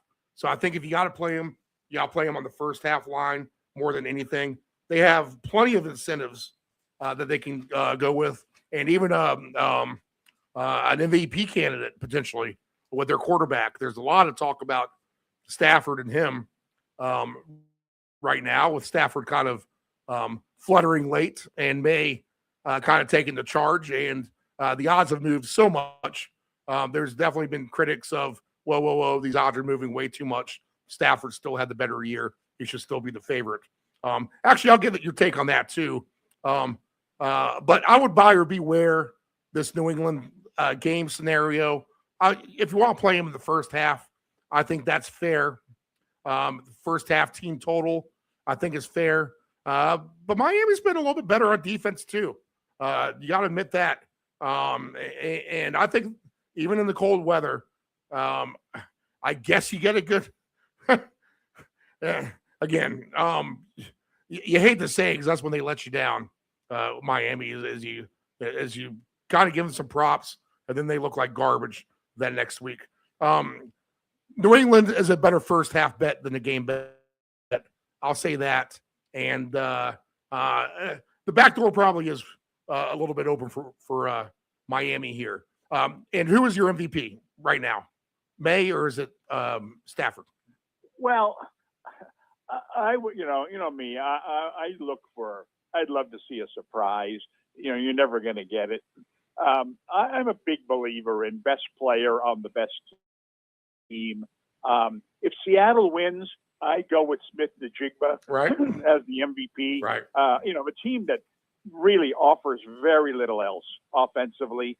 And if the 49ers win and they become the best team, let's face it, the NFC has been far superior over the AFC this year. And so if we're looking for the best team, I would look for the number one seed in the NFC to be that team. If it's San Francisco, I don't think McCaffrey's as strong a candidate as Smith-Njigba would be, but I'd consider him along with the quarterbacks. Certainly the 49ers finish ahead of the Rams. The Rams have way more offensive weaponry there. I'd give it to McCaffrey ahead of Stafford. All of that said, I don't think there's any doubt May should be the MVP. He's taken a team that, other than very little was thought of them going into this season. They've been a remarkable story. Got an incredible number of touchdown passes, and just kind of, reinvigorated, a franchise that hasn't done anything for 10 years. And so I as much as I would love to pick a long shot to win, if I were voting at this point, I'd go with May. Okay. Any faith in the Dolphins here? No, I have no interest in this game at all. I mean, like right. you said, in New England, there's a chance that they'll show up. They will show up. They'll check in and check right back out. Yeah. That they'll call off all their dogs at halftime. Right. I don't know that they'll do that or they won't do that. That uncertainty. We've talked about a lot of other options here. This is not a good one. All right. Debo Samuel has some interesting incentives here. And Washington didn't look half bad with Johnson. I think they can beat the Eagles. And we've seen the Eagles' second stringers actually look good in this kind of scenario at the end of the season, winning probably when they shouldn't be winning. So that kind of scares you a little bit. I would be surprised if we get over 39.5 points here. But I think that would mainly be on part of the Commanders' part. In fact, probably the Commanders' team points might be the more interesting route. But there's a chance neither one of these teams show up and they just run it into the ground and say, let's go and get on out of here. But if you want to throw professional, use that word a couple times here, professionalism into the conversation, and the Commanders do show up, then they didn't show any signs of really quitting against Dallas. So would they really maybe here? It's not like it's a crazy road trip, and it is their division rival. It's not like they like the Eagles and want to lay down to them. So I would hope you would get a decent effort from the Commanders. I'm not going to count on it, but if there's any angle I would take here, it probably would be with the Commanders, their points. If they got the outright upset here and even won't by a score or two, I doubt it. Philadelphia is definitely playing for better days. They're going to be checked out here. Is that a disgusting parlay? The Minnesota and the Washington Commander all line. Doing those two together. But, man, maybe that's what works on Week 18. So any faith in any side or angle here? Well, like you said, we know Philly's not going to show up in this game. The question is with Washington, and I really see no reason for them to show up. I mean, you mentioned the Dallas game. Everybody likes to beat Dallas. Washington would have loved for the season to end right then and there. I mean, but no, they got to play one more game. It's on the road. It's against the team. I mean, they can't even take any pride in, well, let's knock them down the ladder or let's knock them out of the playoff race or whatever. Philadelphia's already said, you know what, we don't care. Knock yourself out. And I just don't see Washington having any incentive in this game. So I just see this as a complete flat tire. And so, I think the potential exists in this game for the Eagles running back to have a big second half, maybe even the whole game. If they play Bigsby the whole game here, in a game where, it's going to be a lot of running, let's return out the clock. Nobody really cares. He could be to me, the big surprise element of the entire week. I don't know for sure that he would be the guy he's a guy, he's kind of a valuable guy, kind of a valuable backup. I don't know that they would put him at risk necessarily. But then again, he's their second stringer. He doesn't play that much. Let's give him a chance to shine and just run him up the middle 25 times in this game, for 125 yards and 2 or 3 touchdowns against an opponent, who can't really do that against us because they're not going to risk their young running backs in this game, in a meaningless game. So they'll play Rodriguez or they'll play God knows who, and they won't be able to run the ball nearly as well. So I'd like to research this a little bit more to try to get a feel for how much Bigsby's going to play in this game. We know Barkley's not playing. Right. And I just think that this is a situation where, backup running back at home, chance to prove something against an opponent that likely isn't going to show up. This isn't, Denver running back against Kansas City last year kind of situation, but it's it's a B-level green light for the Philly running back, if you can identify him, to have a big game here. And, and Bigsby is a talented guy. So he'll be, if I see that he's, they're talking about playing him, giving him an opportunity here, and he's going to be the priority 1A for me this on Sunday afternoon. Bigsby plus 125 for 1 touchdown, plus 900 for 2 touchdowns. And the quarterback has done well in his appearances, Tanner McKee.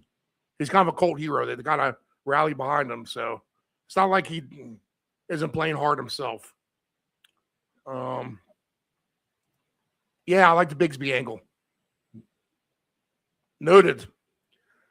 I think this game with the Rams matters for them. And I mean, they rather go to Tampa or Carolina, right, than go cold weather at the end of the day. And it is against the Cardinals. They probably have some things to work out. Kinks. I don't know. Does this game not matter for them, or are they going to try to right the ship a little bit before they go in the playoffs? And obviously playing in Tampa is better than playing in Chicago or somewhere like that, you would think. So they're going to put their full effort out to stay in a warmer climate, you think? Well, I think if Green Bay loses, then this game means nothing for the Rams. Oh, okay. All right. It locks them into position, and Green Bay's not trying. So Green Bay's going to the lose. Rams Yes. all week long have been of the mind that, we're going to rest guys. And so maybe play them part-time or what. They've been kind of secretive about it. What I like about this game is that Arizona is going to show up. And they've kind of taken advantage of this kind of situation of meaningless games. Let's put up some big passing numbers. The quarterback, has probably earned himself a contract somewhere, maybe even in Arizona for next season, the way that he's been throwing the ball. McBride, who didn't do much last week, has had a great season. By far the best tight end in the football this year. And then Wilson, has been a huge fantasy asset in the playoffs. And then Harrison, who I don't think, was questionable last week. I don't even think he played last week. I'm not sure what his status is for this week, but I'm thinking he might play in this game. I just think Arizona will continue to air it out, regardless of who's on the other side of the line. I think they could take advantage of a Rams team that's not showing up. And so I'd much rather take a couple of flyers on the, Arizona, on Brissett, on certainly on Wilson, who doesn't need Harrison in there, to have a good game. Right. So, if this has a chance for the Rams just not to show up for the entire second half, if not the whole game here. And if that's the case, the way Arizona is kind of relentless with their passing game, they don't run the ball. They can't run the ball. And so they're just going to keep throwing it. And their defense gives up enough points, even if the Rams were down to their second string, that it's Garoppolo. He'll score on you still. a little bit. Yeah, right. I mean, this could be a 34-24 game, even if the Rams decide not to play anybody. So I look at Arizona. I think they're going to put up points in this game. All right. I don't have their team points, but you got to figure it's going to be less than 20, So I like the angle. And then just for the team points, 45.5 for both teams. I mean, I could just see it over. Corum got hurt. I don't know his status, so we won't see him. It'll be some sort of a third string running back. I don't have anything listed Rivers. Yeah, Ronnie Rivers. Right. Okay. Yeah, and, the difference between Rivers and Bigsby would be, Arizona's going to show up. Now, Arizona's not very good, but at least they're going to offer some resistance. I'm not sure that Washington's going to show up, right. For their game against Philly. Right. And so I think it'll be a lot easier for Bigsby to put up big numbers. But certainly Rivers would be a guy, who could get you a cheap touchdown. Washington's defense is bad if they show up or not. All right. This is my lock of the week coming up. Oh, boy. So we have a rare circumstance happening. And the only team to lose this bet that I followed, we've had plenty of instances here in the last 30 years of this rare event. Do you know what I'm talking about in this game? Well, there's only one game left. Yeah. It's Buffalo and the Jets. And I can't imagine what it's going to be. We have a historic stadium. No idea. We have a historic stadium closing for its final time. Interesting. And in the past, the one team to screw this up, let's see if you can guess this. You should be able to. It's happened recently. The Raiders, who got killed in their last home game. I think it was against Tampa, but I'm not sure. No, it wouldn't have been against Tampa. It would have been against a division rival. But before that, gambling angle since the 90s for me. When the Steelers closed Three River Stadium, they beat the Browns 42-10. When the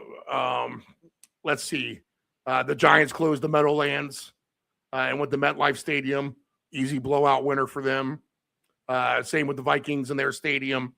So there's been plenty of examples of this in recent years. And it's just the home crowd really into it for one last game for the home team. Now, it's not going to matter to Buffalo, but that's fine. The Bills and their second stringers in past years have been dominant still in the spot.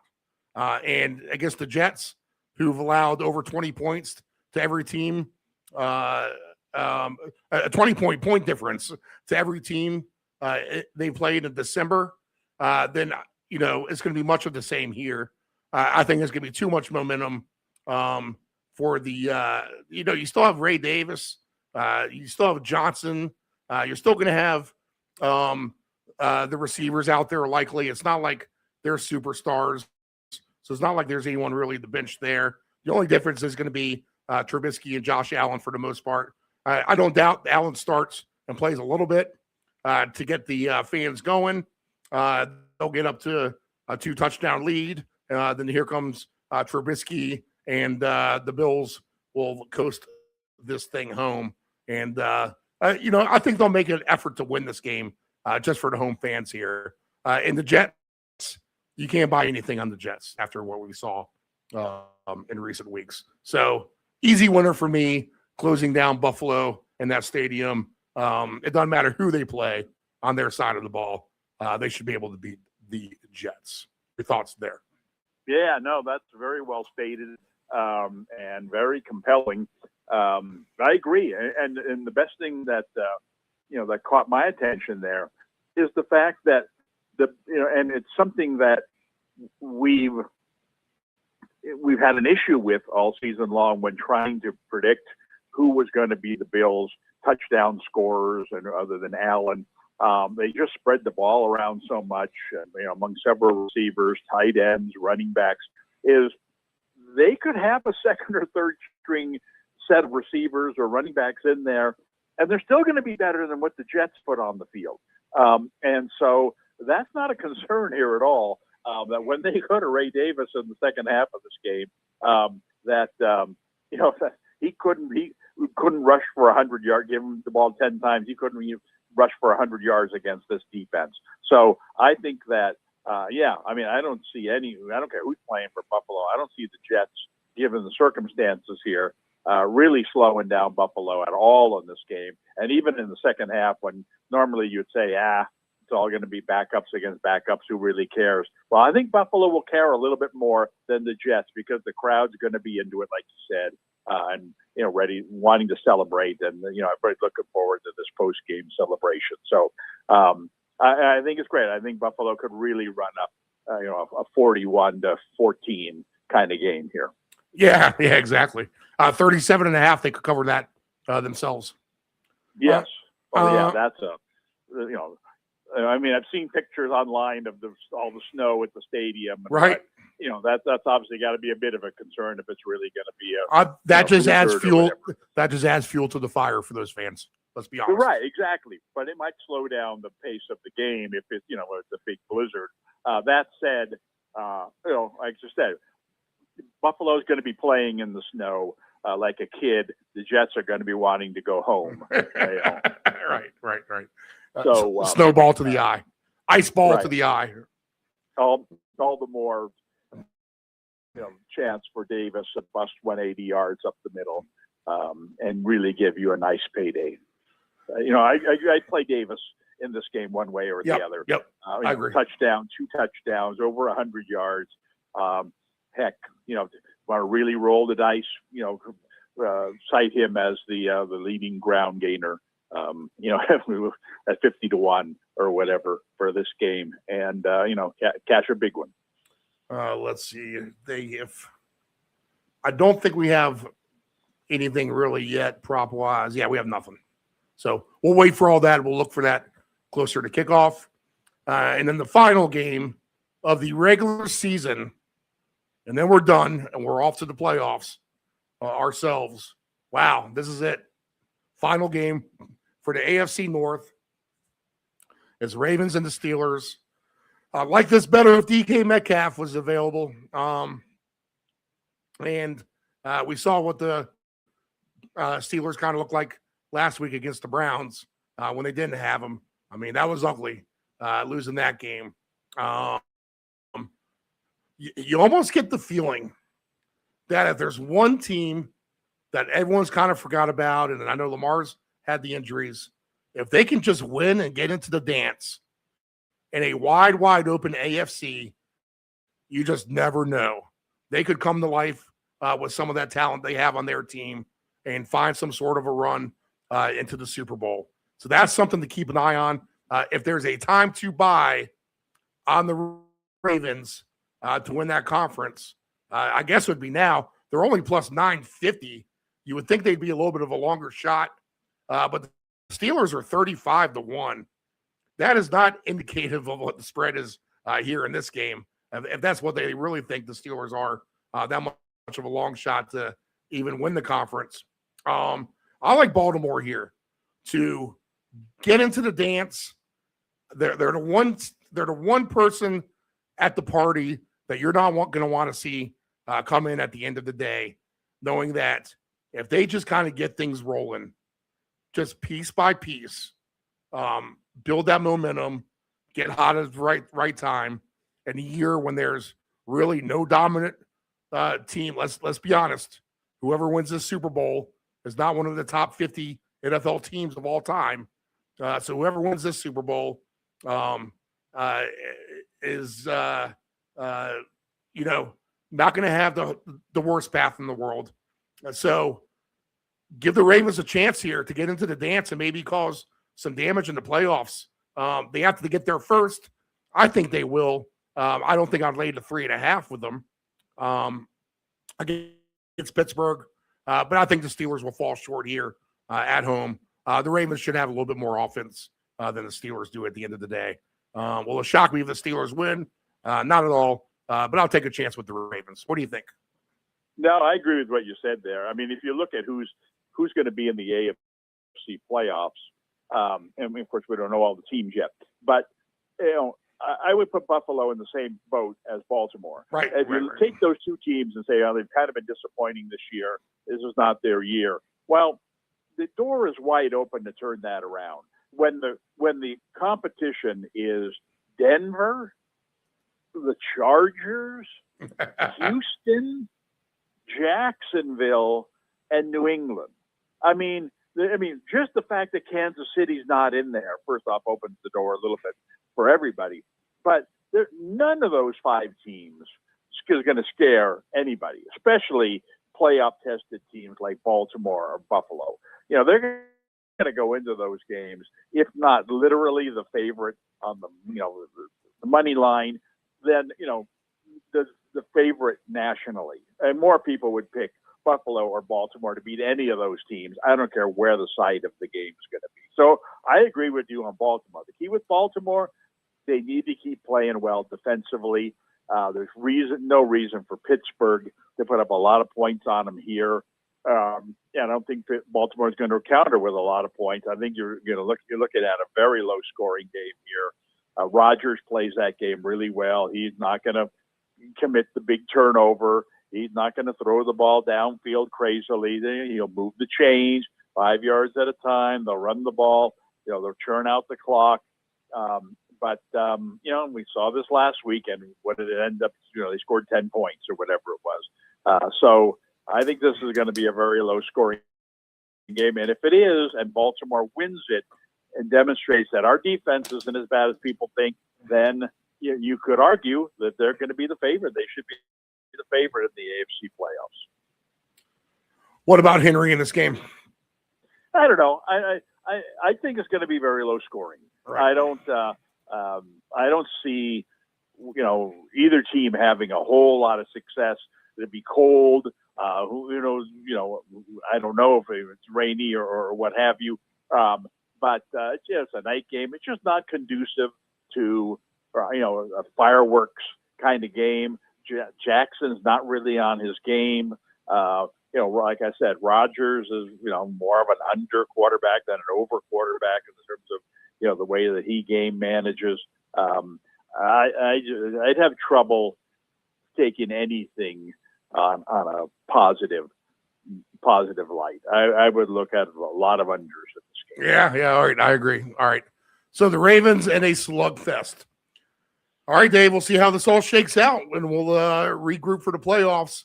All right, so what's going on in fantasy? We got your son in the championship, right? Yeah, and this is the last week. One last week to go. One last week to go. He's got a 15-point lead. Right. Which is significant, but not certainly not super comfortable. Yeah, we saw what the Falcons did against the Patriots in the Super Bowl, right? Well, for the most part, his guys, with the exception of Watson, I don't think he can't play Watson this week. So he's got a spot open. He's looking for that sleeper to put in his flex position that might be a difference maker. Because he's got Wilson. He's got Chase Brown, who's been the MVP of the playoffs so far. He's got Taylor, who's been consistent.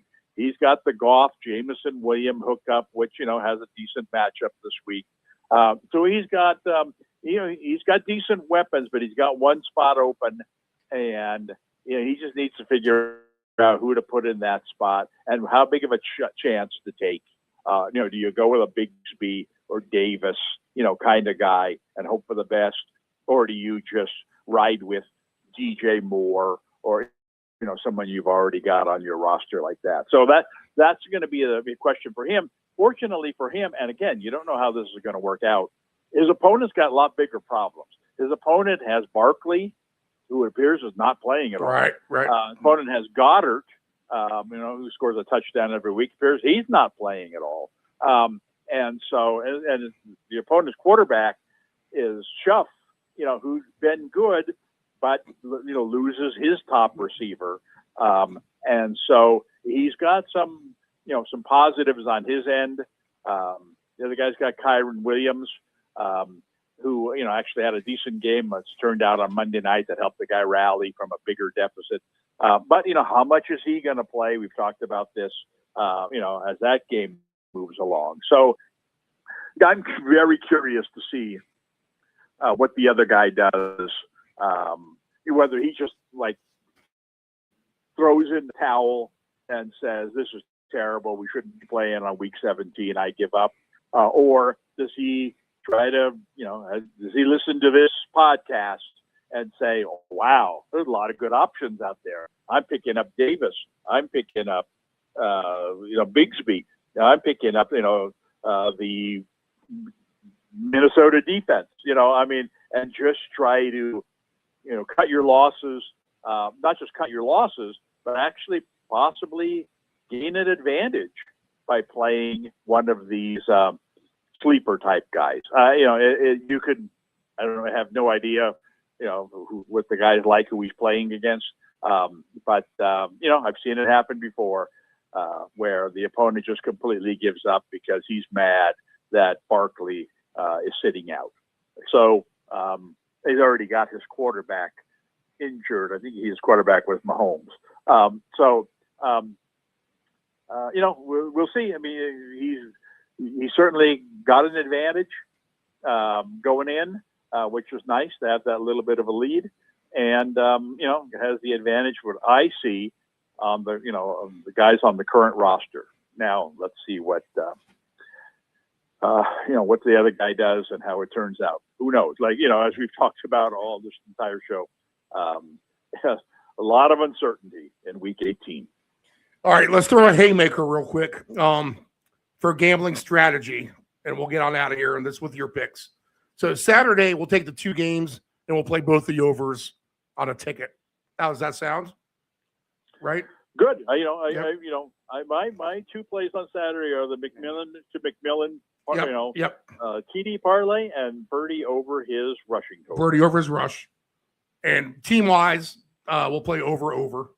And then if we're going to look for a Sunday all-line big money maker, we're going to throw Minnesota in. The 3 teams we'll look for. Minnesota for 1, right? Yes.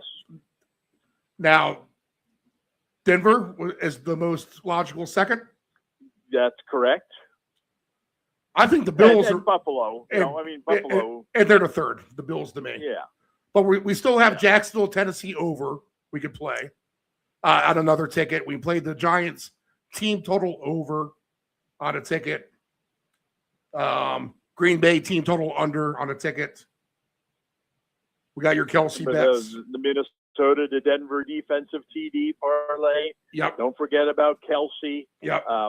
In his early action. Yep. Got it. I think the Brissett to Wilson will come up big for Arizona in some shape or form. I like Riley Leonard to throw a TD pass. I think Dart's going to have a real nice game.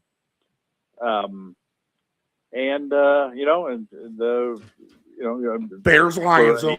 The super, the super greedy. Give me Davis to Bigsby over 100 yards each. Even throw in, you want to be super greedy, throw them 2 TDs each on top, make it a 4-leg parlay. Davis 100 yards, Davis 2 TDs, Bigsby 100 yards, Bigsby 2 TDs. Oh my goodness, we'll shut down Vegas before the playoffs even starts. All right, we can look over in the Rams Cardinals game and the Cardinals team points. We can, let's see. Oh, we got it. Yeah, under in the Ravens, but we'll be done with that game. We'll get Bears Lions over. We need to take a look at that as well. With the Jacksonville, Tennessee over. So that'd be a good triple over. Jacksonville, Tennessee, Bears, Lions, and then Cardinals, Rams. Maybe with the Giants team points. Throw that in there too. As an oddball. I think we turned chicken feathers into chicken soup. All right, I like it. I'm going to load down and throw down. Let's try to make this. Let's try to get that $25,000 I'm missing. Wow. Back. Like I said, all in one shot. If you go with the Davis daily double to the Bigsby daily double, that's That's got to break the bank. Yes, it will. All right, Dave, appreciate it. Thank you very much. Great regular season, as always. I can't thank you enough for that. But we have more to come with the playoffs. We're just getting started. The playoffs, that's going to be our wheelhouse. Because everyone's going to be back to fair game. And we always win in the playoffs. So we look forward to that. Enjoy Well, if you can't get a hold of me next week, it's because I've retired off all your wishes. All right. I'll see you in Cancun. I'll send you a plane ticket Monday morning. We'll be having margaritas by Sunday. All right. Thanks, Dave. Enjoy the-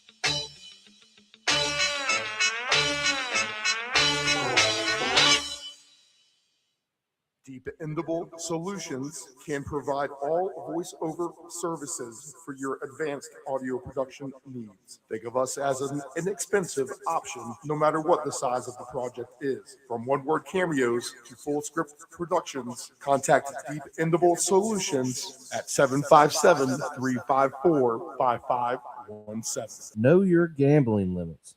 Don't ever bet what you can't cover. Wagering on sports is only fun when you do it the right way. Not every bet will win. When you get on a bad run, know it and avoid trouble. Know your gambling limits.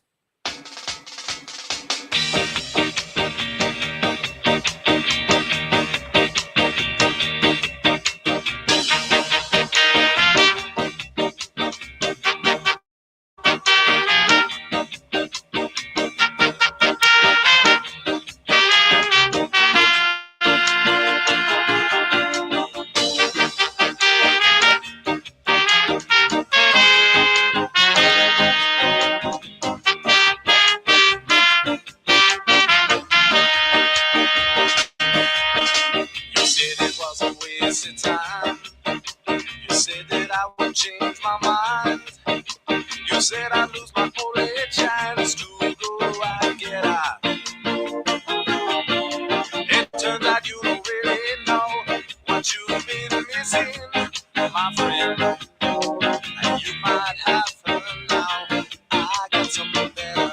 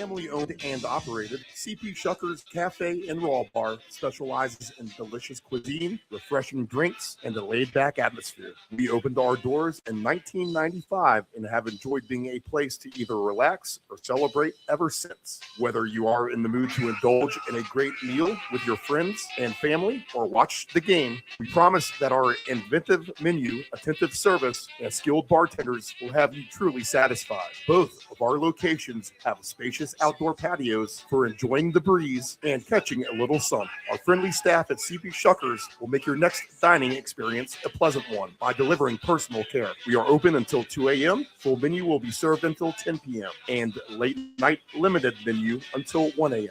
For larger parties, please give the location of choice a call. Pacific Avenue, 757-425-8676 or Shore Drive, 757-412-2929. More information at cpshuckers.com. Thank you for your continued support and have a shuckin' good time. Control your alcohol. Don't fight. Don't drink and drive. Your one punch could kill someone. It happens. If you're behind the wheel, you may think you are fine, but then the other driver is under the influence of texting, and then you are done. Control your alcohol.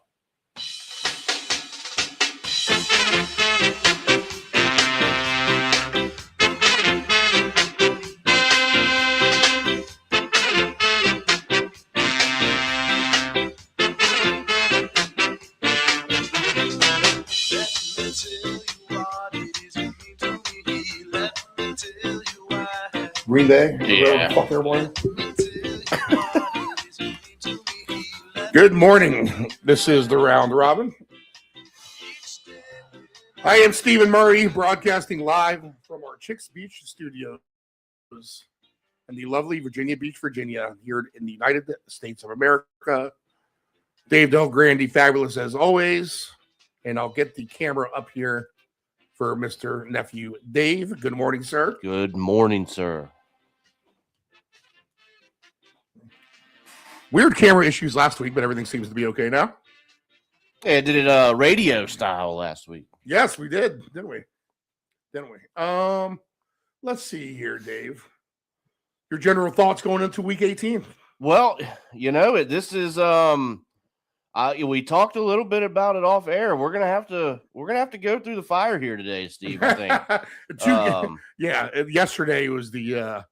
I talked about it earlier. I was like, if this is like a minefield, yesterday is like stepping one foot onto the minefield and hearing a big explosion. Although except I had tickets with what we said, Otten. Yeah. The receiver yards by the running backs and Baker rushing yards, which were all decent if White would just get one more catch. No kidding. And Bucky Irving would get one more catch. And they never threw to him in the second half, which is part of their terrible game planning, to be honest. Well, Steve, and that kind of takes you back to last week's game where we all had what's his name from Mumford and Son last week where he had we needed 3, he had 2 at half and then never even got another target. And you figured he'd be dependable for 1 or 2 more anyway. Right. That's what happens. These guys do disappearing acts. Yep. There are opportunities when you think they're plentiful. Once the sands of the hourglass start flowing, and there were some long drives yesterday too. So once you get like an 8 or 9 minute drive, that just kills your action. Oh yeah. I mean, that sucks up a whole nother drive and opportunity. But if you're the Buccaneers, how the hell do you not throw screen passes in that pouring rain? And they were successful doing it in the first half, and they completely got away from it. And I don't know. It didn't make sense to me. They probably should have won that game by more. Lucky not to lose it, to be honest. Oh yeah, really. So yeah, Steve, I think me, you, the viewers, listeners, we're gonna walk through it today. We're gonna see what happens. I was telling Dave off the air, we're gonna learn as much as you right now, going through the lines, because we're gonna see what's available and what's not, and we'll have to notate the things we need to come back and try to look for. So I anticipate this being an earlier show, like we said before, Normally, me and Dave are coming on closer to 10. Here we are right after 9 a.m. Eastern. But that's what the cards we have in front of us with the lack of props and stuff posted. So how much can we talk about some of this stuff? I mean, yeah, really, Steve, because I'm still getting games where I'm not even offered touchdown scores right now. Right. I mean, like the first game here, Falcons Saints. We'll talk about this game. You click right over to the receiver yards, and here you go. You got 5 options for me. Right. You got Bijan Robinson at 40.5, Drake London 57.5, Juwan Johnson 56.5, Kyle Pitts 46.5, and Kevin Austin Jr. at 41.5. That's all I have as well. Passing prop wise, Cousins is 217.5, and Tyler Shaw is at 228.5. Cousins is plus 122 for over 1.5 touchdowns. Let's see, this is interesting. So maybe that's the way. And plus 450 for him. I actually like Kirk Cousins today. On the sole angle of this, he's playing for a job somewhere, right? Yeah. He's auditioning. The Saints have been a good team. Del Grande likes the Saints today. He really likes them. Really? I really like the Falcons. I do too. Because it just seems like in a lot of these circumstances where you have these bad teams and a team like the Saints, where they had the nice come from behind victory last week, and they were down most of that game. But Tennessee was just bad enough to let them back in it. If they get down today, I don't think they're getting back in this game. This kid, who's he throwing to? Shuck. I mean, he has nobody. I mean, and Atlanta is decent defensively, right? Yeah. So I would put him on our interception list for sure. All right, let me. I think there's no doubt about that. Oh, shuck. I think Atlanta for a defensive touchdown because they had one even last game. I think there's an opportunity for that. So let's, since we have the time, if we bring it up, let's just hit the odds there instead of coming back to it, or maybe risking not coming back to it. But the New Orleans defense is 10-1 today. I mean, I'm sorry. The Falcons defense is plus 850 today for a touchdown. What's he for an interception, Dave? Who? Show? Yeah. Or Shuck? Yep. Let's see here. For him to throw a pick. Del Grande's not convinced the Falcons are going to show up. Like, why are we playing? But I think that's right there with Cousins. I think they did last week, though. Yeah, on Monday night. And I think they would want to go out in front of their home fans on a positive note. Yeah, going in the right direction. Yeah. Minus 119 for a Tyler Shuck interception. All right, so that's a great price. Yeah, we like that one. Let's throw that on there. Kirk Cousins at 15-1 for a touchdown today is interesting. Steve, week 18, I mean, why leave it at play some of those funky tickets? I mean, that's, limited menu here. We're going to have to get creative in some spots. The one guy who could actually have a really good game today, I'm thinking, because he was kind of quiet. And if we do go out on top, I mean, Bijan's going to have a good game. I think there's no doubt about that. But even Drake London, let's see, he's plus 145 for a touchdown. Because if Cousins is going to get it done through the air, doesn't Drake London just kind of make all the sense in the world today for that to happen? Obviously, Kyle Pitts has been his go-to guy. So Pitts at plus 185, I think is probably maybe even a better call because he's done so well this year. But why do I see him throwing it kind of deep to London a couple of times here and trying to just get it going out there, airing it out and trying to have some fun, right? Right. So Cousins props for me. And if the Saints get down, they're bound to lay down after that. And then we maybe get a big dose of Algier running the ball in the second half as well to run out the clock. So let's see. Algier, 32.5 is his rushing yards. I have 4 rushers to pick from. Yeah, me too. Shao at 15.5 might not be the worst because I don't know who he's going to throw to. He's going to have to run. Right. So, well, he averages 15 a game, Steve. and if he's playing hard, he's bound to try to make it up on his feet. So let's see what he is for his yards. Plus 310 for 30. Makes it for an interesting number. That would be the one Saint prop I like, is for him. So here we are where we're talking about trying to find some things that make sense. I mean, they just do. That's kind of a scenario of everything we just mentioned. Seems like all this could actually really happen. Knock on wood, right? Okay. What else here, Dave? What are you thinking? Well, didn't a couple weeks ago Shuck run it in too? Yeah. Yep. So let's take a look at that. Hey, he's a candidate for 2 rushing touchdowns. Steve, you actually took the words right out of my mouth there. He's 3-1 anytime. And Steve, if we're doing a last season finale of a touchdown madness, right? Tyler Shuck at 28-1, which I know you usually have the better 2 numbers over there. So I'm sure yours is a little bit better, but why not Shuck touchdown madness?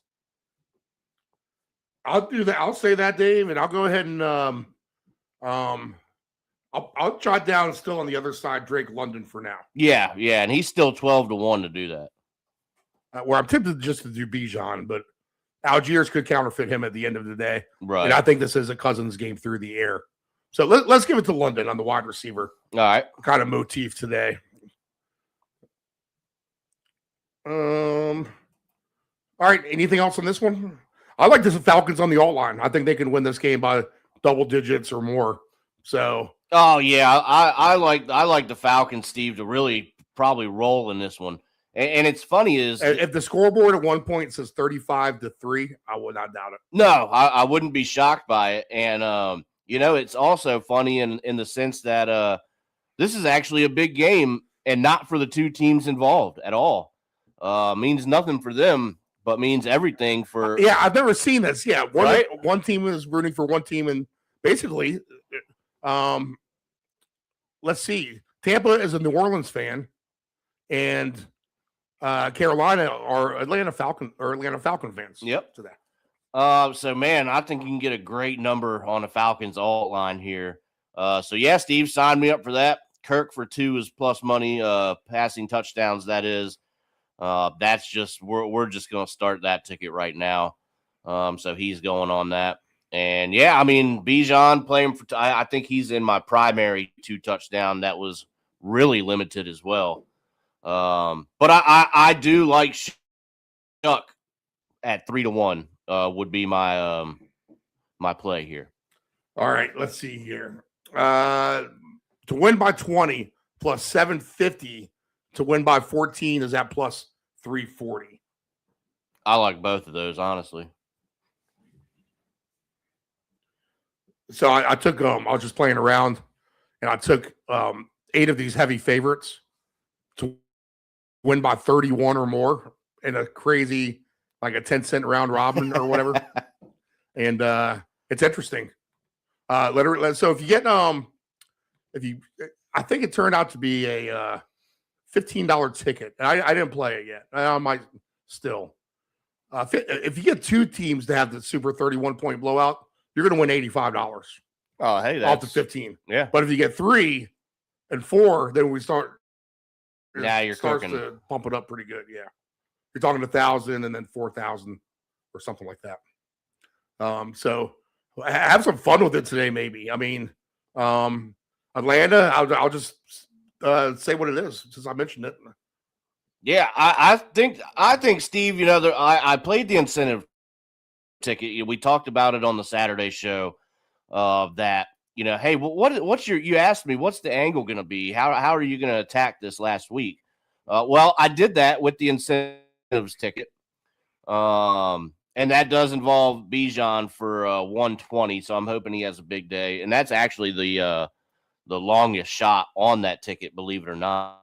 He needs 120 rushing yards. Yep. that's for his incentive. Oh, I think they're trying to give him that. Absolutely. And Steve, I think the other angle is now that ticket and angle has been played, I did my research. Those are the guys that I wanted to go with as far as that.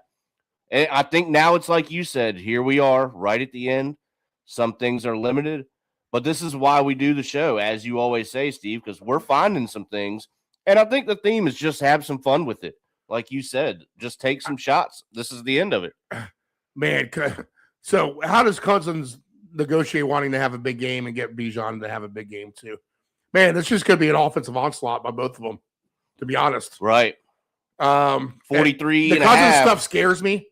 You know, if he throws 3 touchdowns and throws for 180, he'll be fine. Oh yeah. As if Bijan gets his 2 rushing touchdowns. So I imagine Bijan will be the guy, maybe even closer to the goal line as well. You might have to think that touchdown madness ticket. In fact, I'm going to have to write this down instead of plugging it in. I guess we can plug it in as we go. Let's see here. Well, we got all the time in the world. We're limited at 1:00. All right. Do we want Bijan or Drake London in there? Maybe Bijan makes more sense. Bijan is definitely. We know he's going to get the opportunity. Yeah. All right. And Shuck is there at 30-1 on a long shot. Okay. Next game. You're the NFC expert. So you tell me what happens here with Dallas and the Giants. -3.5, 49.5. I think the Cowboys care. Now, the Giants were good on a ticket for me last week. They covered an alt line against the Raiders. Dave Grandy likes them today for at least to show up. Dart has a good thing going, but injuries are interesting, although they've been playing through injuries and playing well anyway. But even there's no Wan'Dale Robinson today. He's out. So let's see here. I am extremely limited on this game. I don't have any receiving props at the moment. This is why the show will go fast. Right. I don't have any quarterback props. I don't have any rushing props whatsoever. I've got do we have touchdown scorers even? I don't have even any. see that. I have none. So how about that at 9:22 Sunday morning, 3 hours, 38 minutes before kickoff. We have nothing to work with in this Cowboys-Giants game unless we want to lay the points or go over under 49.5. I imagine the Cowboys are just going to have too much offense for the Giants today, to be honest. I don't know if the Giants are going to be able to keep up if the Cowboys kind of try. Where this is maybe one game no one was really looking at, and I kind of haven't. It makes more sense to me to take Dallas because I think Dak's going to come out and at least, sling it all over to some guys. Now, look, CeeDee Lamb didn't look so interested playing against your Commanders, Dave. I mean, he was going soft on a lot of his routes. Yeah. But, the Young Buck Cowboys tend to play hard as well. I don't know. Give me Dallas. Del Grandy likes the Giants team points. I know we have that somewhere. Let me see. Maybe that's off the board too. Yep. And I got the Cowboys -2.5 in the first half. That might even be the better play to me. All right. So I at least have some team points here. All right. What do you got? Oh, wow. Giants. They're expecting points here. And I got to think, Steve, that we will see points.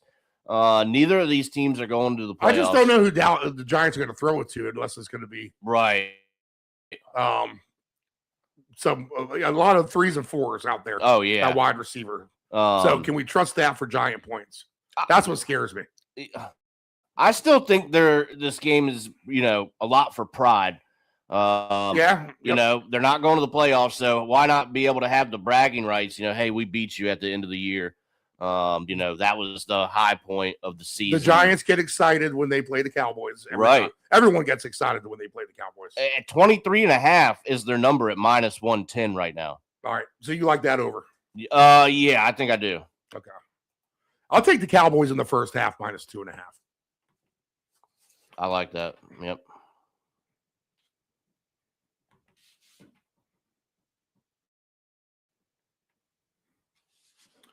All right, next game on the board. Bengals and the Browns. Here we have some props.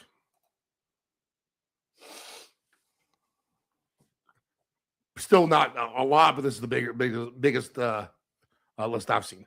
Jamar Chase, 80.5. T. Higgins, 55.5. Receive yards, obviously.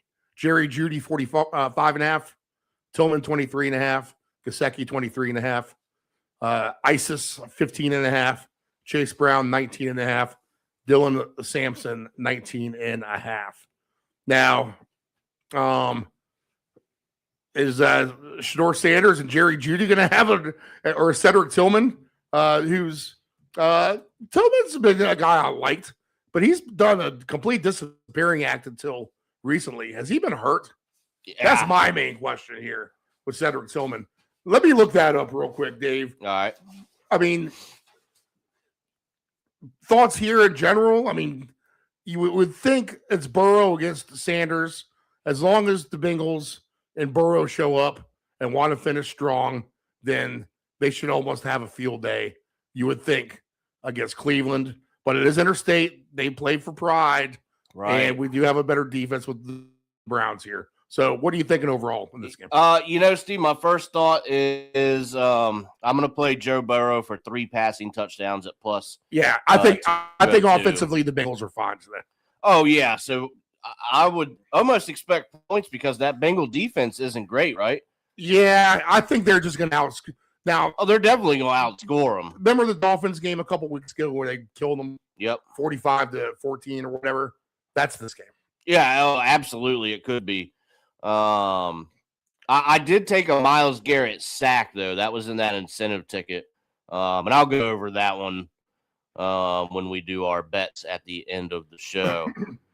So I did go with something Cleveland here, but I think it's all Cincinnati. You're at home. It hasn't gone the way you wanted to. These fans, they're at least passionate about their Bengals. So why not put on a show for them last game of the year, and maybe show some signs of what can be done for next year as far as offensive output. So I think Cincinnati puts on a show for their home fans here in the last game of the year, Steve. I got a prop for you. Take P. Ryan over 22.5 rushing yards. Yeah. Because Chase Brown will kind of probably get a little bit of he might get the short call. He's still a good player they're going to want to keep and build around. And P. Ryan could get increased action because of that. Right. That's my thoughts there. Shador Sanders is 13.5 for his rushing yards. He's been doing pretty decent at that.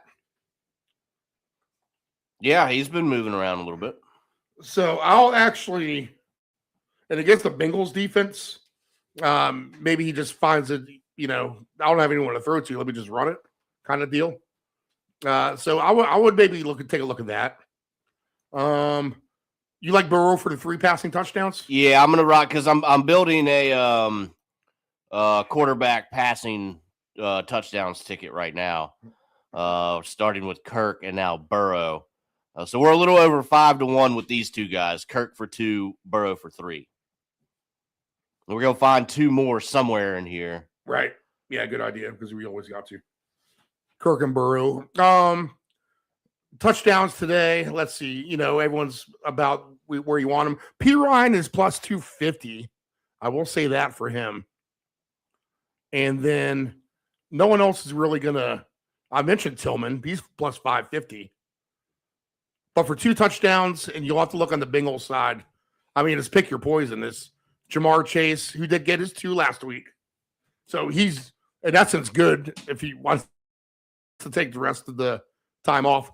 Chase Brown is at plus 550.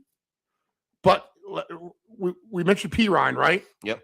So he could be the guy getting more of that. And we have T. Higgins at 10-1. So to me, it would be Higgins or P. Ryan, to be honest, in a sneaky ticket with P. Ryan, because maybe Higgins gets the. They signed these guys to a contract. Yeah. They could be coasting to P. Ryan in the second half. I say let's throw P. Ryan on that 2 touchdown madness ticket. Yeah, I love it. Because you know what, Steve, I'm jotting down just as you are, because I'm finding some things a little bit more that I like here. We're going to do an oddball touchdown ticket of Shuck and P-Ryan to start things off in a wacky Week 18 touchdown scores. Yeah. Yep. I like that. And that one's going to pay good because, they're both a little over 3-1. Shuck for a touchdown.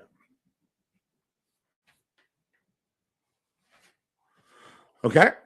So 7.5 and 45.5. Bengals in the over. Yep. Give it to me. Team points for the Bengals. Let's see where we can climb the ladder for them. Because always a 30, 31, 34 is in the mix as far as you're concerned with these guys. And we do have this. Let's see. Over 40.5 is plus 870. Over 34.5 is plus 350. Over 30.5 is at plus 164.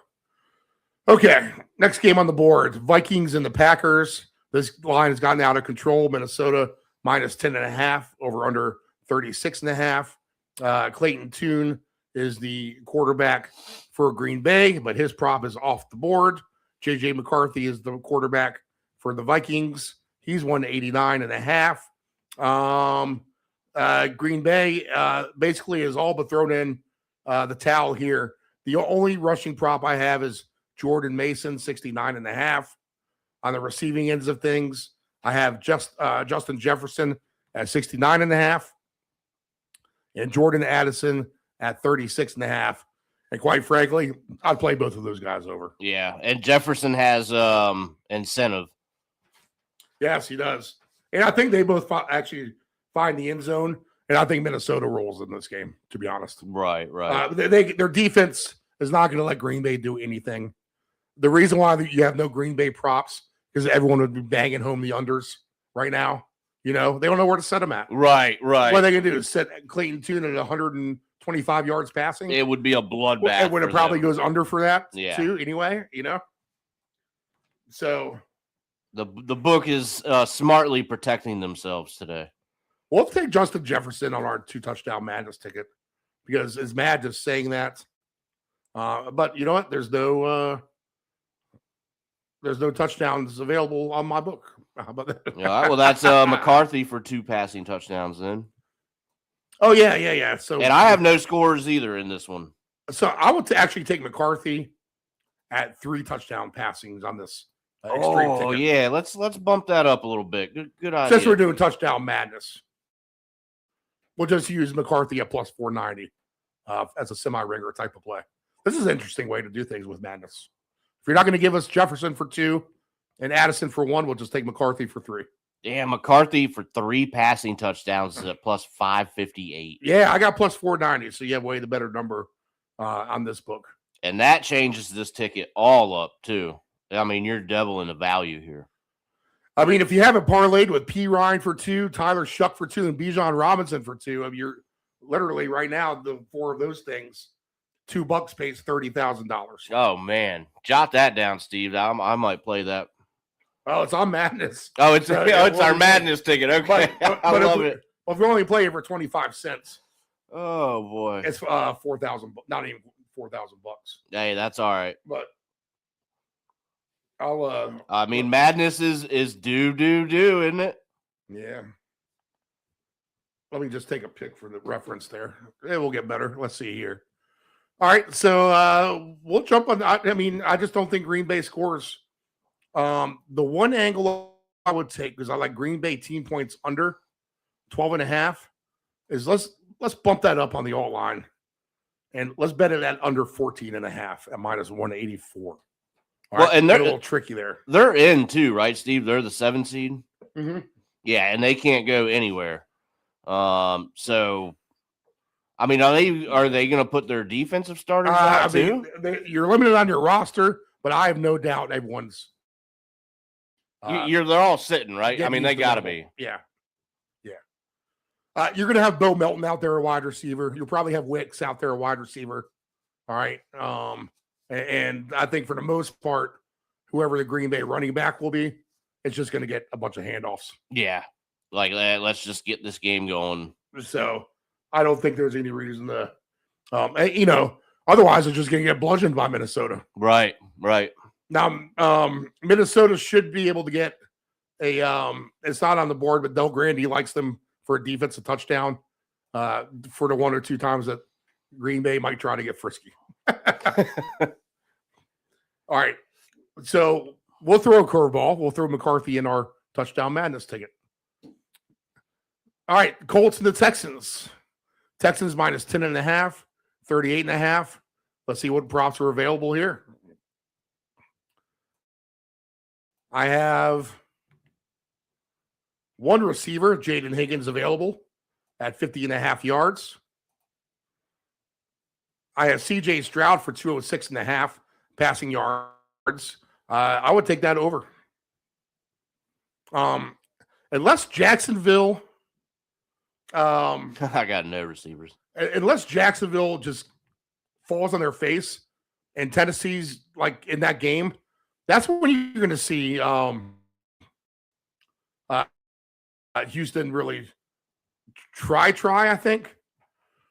I don't know. This one scares me a little bit. I don't trust Riley Leonard, that's for sure. He's at 160.5. Del Grande says he'll take Leonard for 1 touchdown at minus 126. CJ Stroud for 2 touchdowns is at plus 114.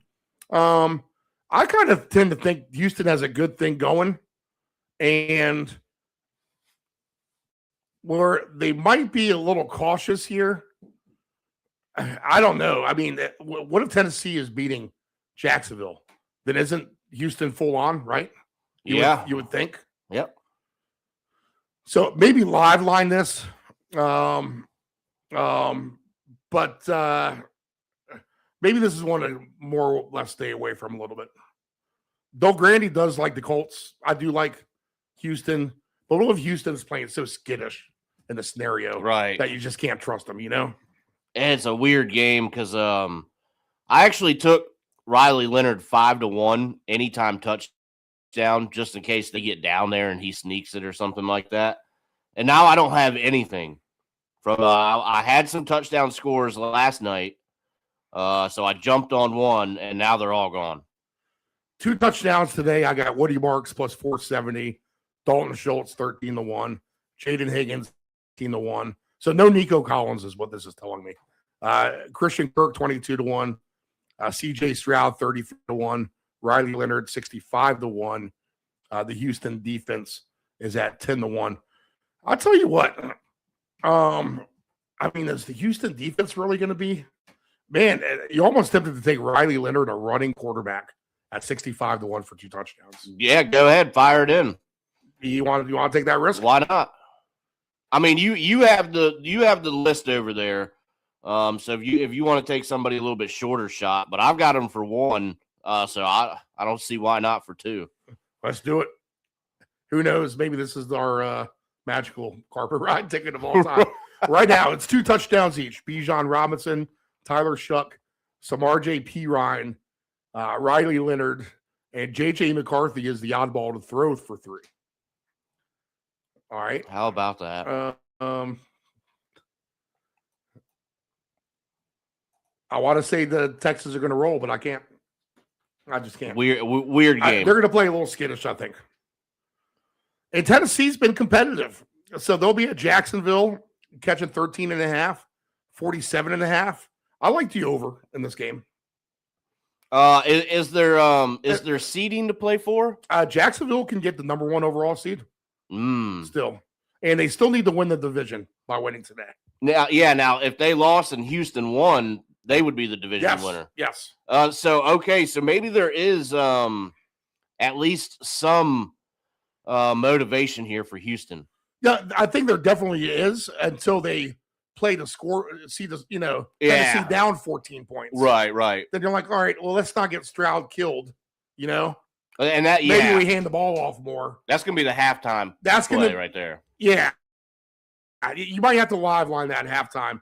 The Colts' second half might be the play, to be honest.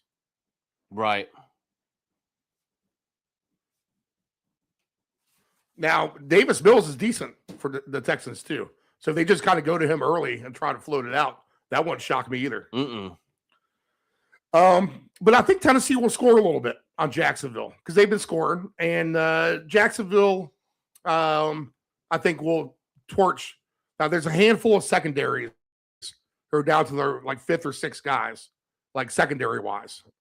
Like not your, 1st, 2nd, or 3rd string. Right. Like your 4th or 5th string. You're talking practice So squad. cornerback number 15 and 16 and stuff like that. And the Titans are one of these teams. The Colts are actually one of those teams. That's the one thing about the Colts that scares you, is they're very vulnerable in the back end, to believe it or not. So you would think someone would be able to feast. I don't know. Let's trust that Stroud's going to come out firing if we're talking about these two games together. If Jaden Higgins is 50.5, I'll take his over alternate yards. All right. There's something in that game. Because that is the one thing the Colts are really, really down to their bad quarterbacks. I do remember that as an angle this week. So if you're going to give me Higgins as the primary receiver, then I'll take him. And then and I'm just trusting the issue that Tennessee is going to be doing their thing. Give me our guy DK Dyke. Yeah. He is at 33.5, so he's not super crazy, but he's been doing great. He's been definitely targeted deep. They throw it to him deep. So 60 yards for him is at plus 360. Interesting. Yep.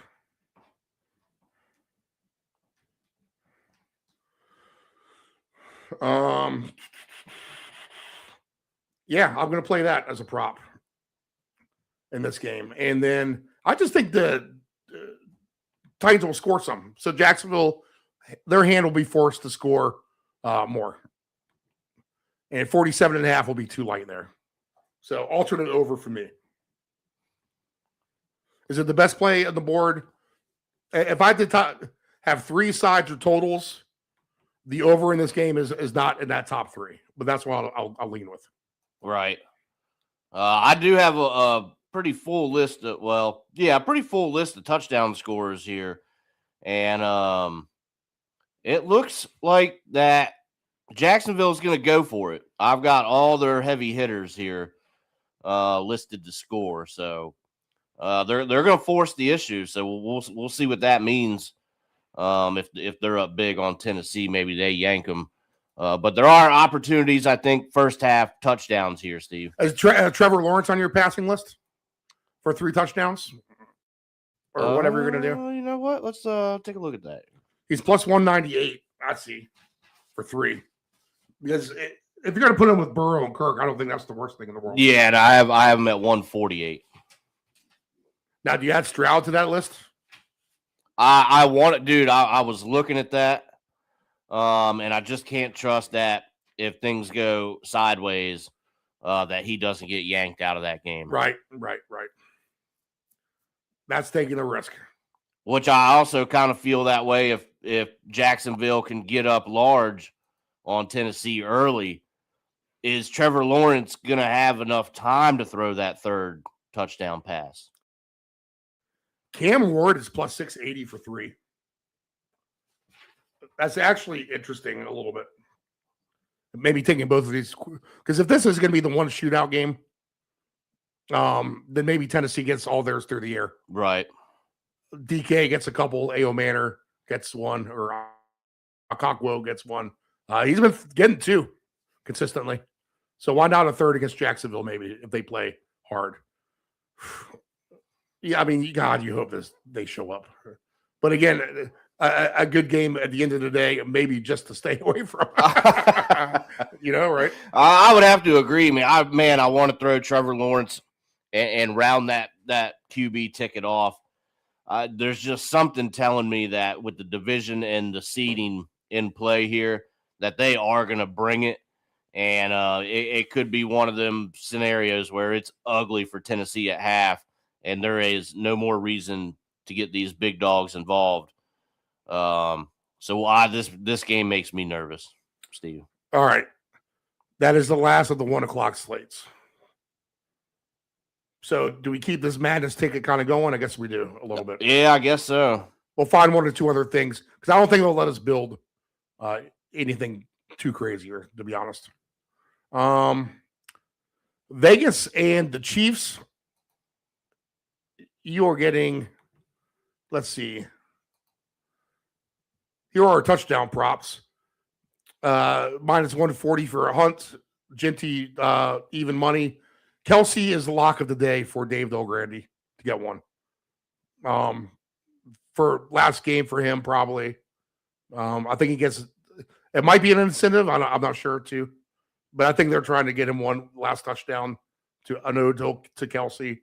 So that might not be the worst thing in the world. And maybe even in the first half because it pays more. Right. But I don't expect any scoring beyond that, to be honest. No. Let's see. Maybe Kareem Hunt scores, and that's about it. Marquise Brown, 3-1. Alodicum, plus 350. Mayer, plus 380. Trey Tucker, 4-1. Kansas City defense, 7-1. Vegas defense, 12-1. We don't have a quarterback yet for the Raiders, but that should be, I believe it, Aiden O'Connell, right? Is that his name? Probably, yeah. Alodicum is 149.5. I would bet that under, to be honest. I mean, the Raiders are a sieve, and maybe they let them come out throwing here, and maybe the Chiefs do somewhat roll the Raiders. I think the Chiefs cover, but I think this is an under type of game overall. I think they'll, unless this kid's having a lot of fun, and he starts throwing it all over the ballpark, the Chiefs quarterback, that is. But I can't imagine the game plan where that happens. But again, who are you handing the ball off most of the time? Right. Hunt? Yeah. I don't have any rushing props. I don't have any receiving props. Just the one passer prop and the touchdowns. So your thoughts here, Dave? Yeah, I was trying to find something in this game yesterday, looking around. I would just bet under 36.5. The Raiders aren't going to score. I wanted so badly to go with Trey Tucker because his numbers were so good, but I just can't trust anything Raiders. Chiefs haven't showed you anything now with their backup.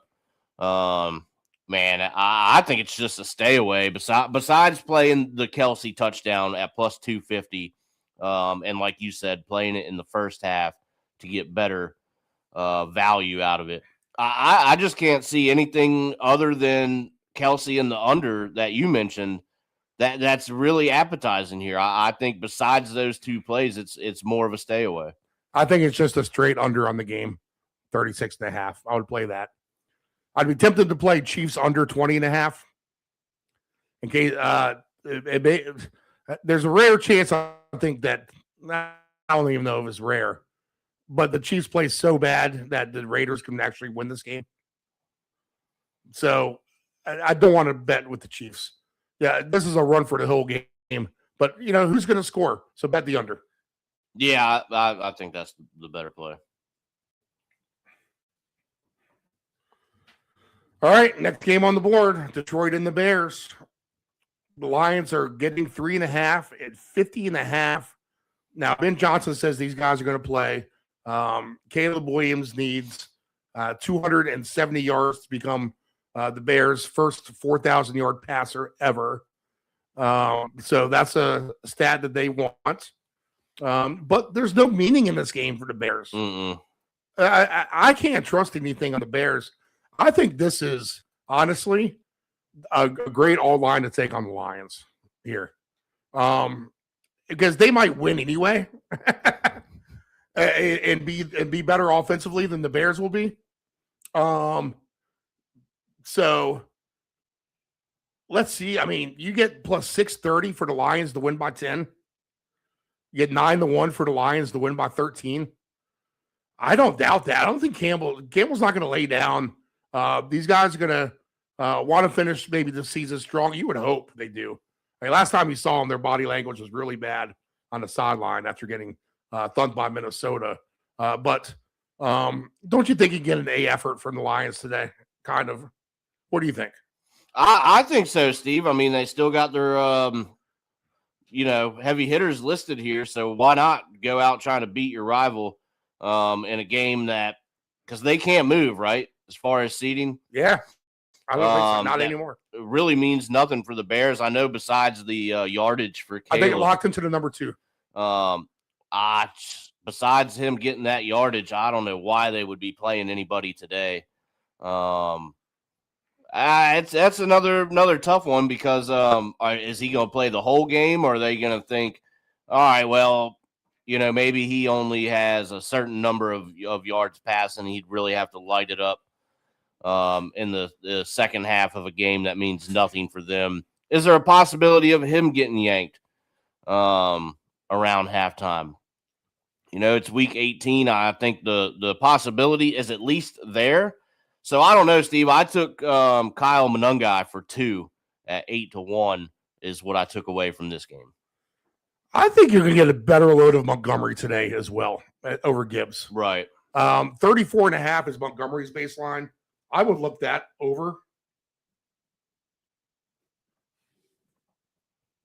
And maybe it's just a death by bludgeoning for the Lions here. And Montgomery on an alt-line rushing, man, that just makes sense today, doesn't it? 70 yards is plus 520 for Montgomery. I'm going to give that a shot. I just don't. I think you put, if there's anyone you're going to try to preserve is Gibbs, right? Right. The future. And he seems like he's a little banged up lately or something because he hasn't been himself the last few games. So I think Montgomery's a good angle. Monungai probably does get more carries for the Bears, right, than you would think. But maybe even he gets the plug pulled on him because he's that good. But I do like the baseline for at least Montgomery. And I'll jack him up to 60 or 70 at a nice price. I do think St. Brown has a good game as well. And he's just at 66.5, which for him, that's not like a lot. That can be 7 or 8 catches, and he's easily over that, right? So St. Brown to get somewhere around 80, even 90 yards.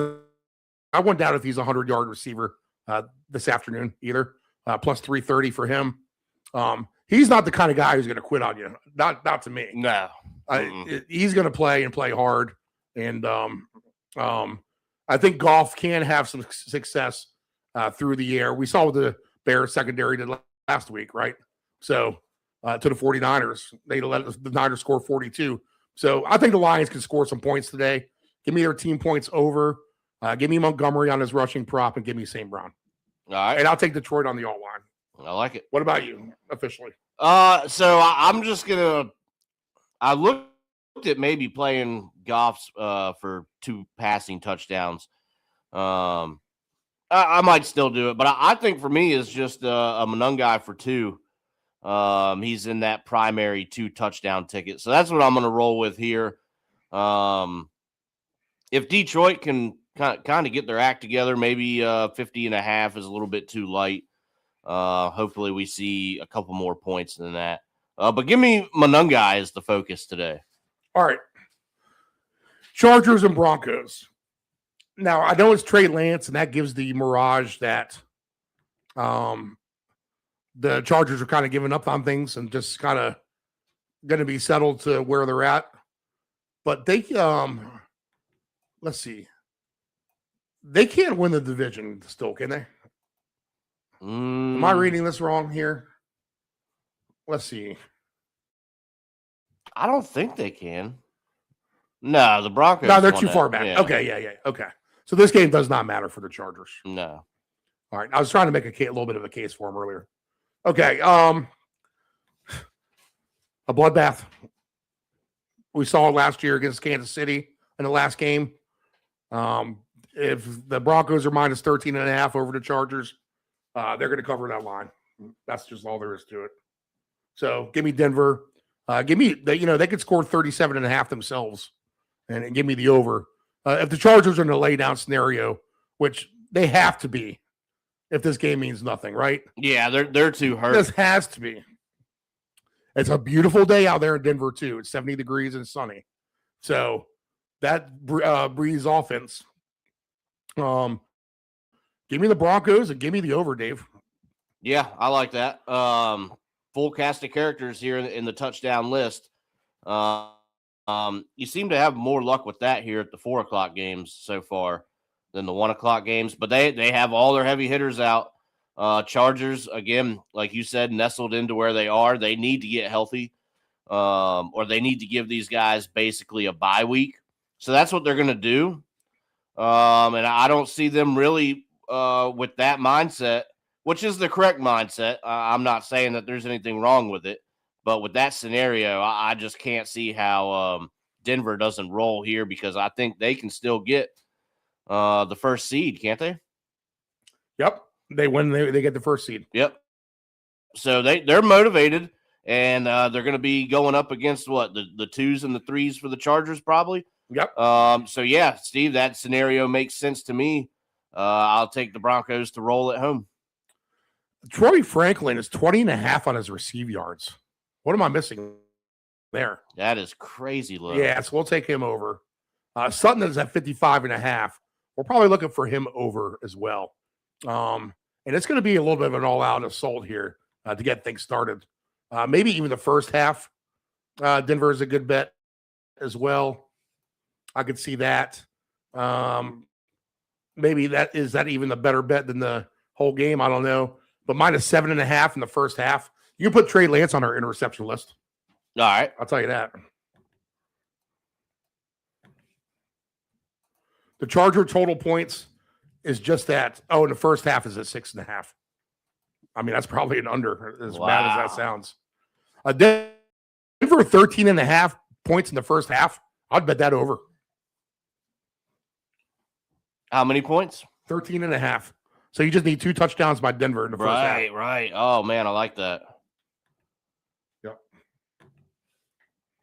I see a ticket building there. Yeah. Yep. Touchdown scores. I mean, it's going to be any cast of characters here. Harvey seems logical at minus 135. In fact, we'll go ahead and put him in for 2 on this madness ticket we got, right? Yeah. Yep. RJ Harvey. He's plus 460 for 2. Sutton 13-1. Bryant 30-1. Bo Nix 33-1. And where does this Pat Bryant come out of nowhere? Where he's the third favorite. Troy Franklin at 35-1. Evan Ingram 40-1. I swear I follow all these teams all year long, and Pat Bryant is not a name I've been saying or seeing a lot, unless I'm just completely wrong on that. Jaleel McLaughlin 45-1. Trey Lance 60-1. I just want no piece of the Chargers here. No. It's not like Denver does play down to their opponents. I think they'll be fine in this case. Just give it to Harvey when you get close. And let's not get too crazy, right? Yeah. Okay. Next game on the board. As we're right at 10 o'clock a.m. Eastern, and we have 1, 2, 3, 4, 5 games left, Dave. Wow. So week 18 shows do go by faster, I do feel like. And again, just not a lot of props on the board. Usually we're starting to list right about now, if not a little bit later. Hell, we're usually talking Survivor right about now. Yeah, and for Survivor, I mean, who knows what anyone has at this point? Yeah, and there's plenty of people to pick from, right? Yeah, I figured we probably didn't need to. Are you in a Survivor still? No. Okay, yeah. I took my split and ran. Who else can you? I mean, at this point, there's any number of double-digit favorites, so just pick your poison. Another one, the Patriots 13.5, and the Dolphins 45.5. Dolphins don't do well in the cold. We do know that. Right. I don't think they'll be very, very interested in this game. The Pats will be interested for as long as Denver's interested, and then they'll pull the plug. So Patriots in the first half is one I would look at. I would not look at any 2 touchdown scores. Although Ramondre Stevenson kind of makes sense a little bit. See, they're not even giving me all they're allowing me is anytime. Really? Okay. Yep. So that's supposed to be new from. Yeah, I don't think I've seen the 2 touchdowns. Anytime Travion Henderson is plus 115, Hunter Henry is plus 115, Ramondre Stevenson plus 135, Diggs plus 135, Jalen Wright plus 170, Gordon plus 220, Drake May plus 230, Keyshawn Butte plus 260. It could be. I don't see Dearness Johnson on this list for one touchdown because he's the one running back who could kill things. Let's put Ramondre Stevenson on this 2-touchdown list. All right. Because I think if it comes down to just running the clock out and getting the game over with, Ramondre Stevenson actually might be your guy. Right. So let's throw him on there. If you're going to take any pats of the superstars, just take them in the first half. And I think the Patriots' first half is probably the better bet as well, as they'll come out kind of steaming on fire and then they'll let off the gas. They're laying 7.5 in the first half. Yeah, what do you think about that? Their team total is 14.5 too. I feel like that's where they want to get you at too. Yeah, I would take that over. All right. I think they're fine with that. And over 20.5 would be alternate over first half. Is that, let's see. That's for the whole game. I don't know if Miami scores, to be honest. The Patriots have a really good defense. Mm-hmm. So I'm not sure what Ewers really is going to have working for him today. Do we have receiving numbers on this game? Let's see here. We have a couple. Butte is at 29.5. Henry 47.5. Diggs at 52.5. Rushing prop wise, I would take Ramondre Stevenson over 32.5 yards. Right? Yeah.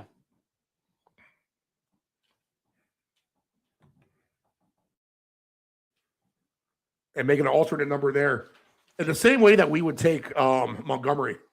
Stevenson, Montgomery, double rushing alternate over, like for 70 yards each is interesting.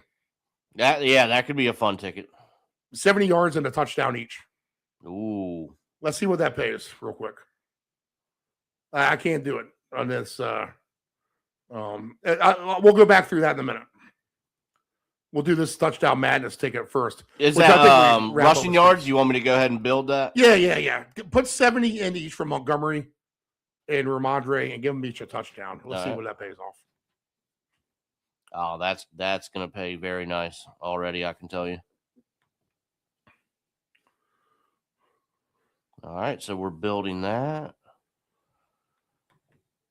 All right, and Henderson. I'll read off the 2 touchdown guys on Madness again real quick. Oh, are they going to let me build it? Tyler Shuck, Samar J.P. Ryan, Riley Leonard, R.J. Harvey, Ramondre Stevenson, all for 2, and we'll throw J.J. McCarthy in for 3 touchdown passes.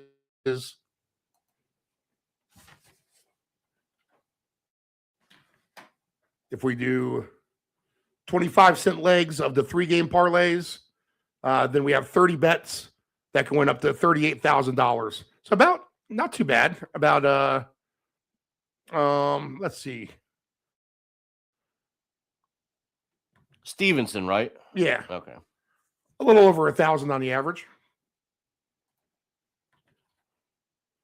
And then not quite $100 if we play it for 25 cents on the 2. We can play the 4s, right? Yeah. Bigger payout if we get 84. Can we play the 5s? Oh, yeah, we can for 10 cents. So we can play this ticket all the way up to 5 options here. Ramondre Stevenson, R.J. Harvey, Riley Leonard, J.J. McCarthy, Samar J.P. Ryan, Shuck, and Robinson for 2. What do you got on your investigating, Dave? Yep. So I'm now going to the Lions game. I have 9-1 already for 70 Ramondre Stevenson rushing yards with a touchdown. So that's a 2-pick same game parlay at 9-1. So we're now looking for this Lions game to get that plugged in. Where are you? There you are. All right. So we are now plugging this in. That's going to be a fun ticket, Steve. I might just play that one right as I build it. All right. So we're in the same game market. Come on. All right. We are looking for Montgomery. Got him there. 180 to score. Now we got the rushing yards. We're going to take him up to 70. Plus 820 for that.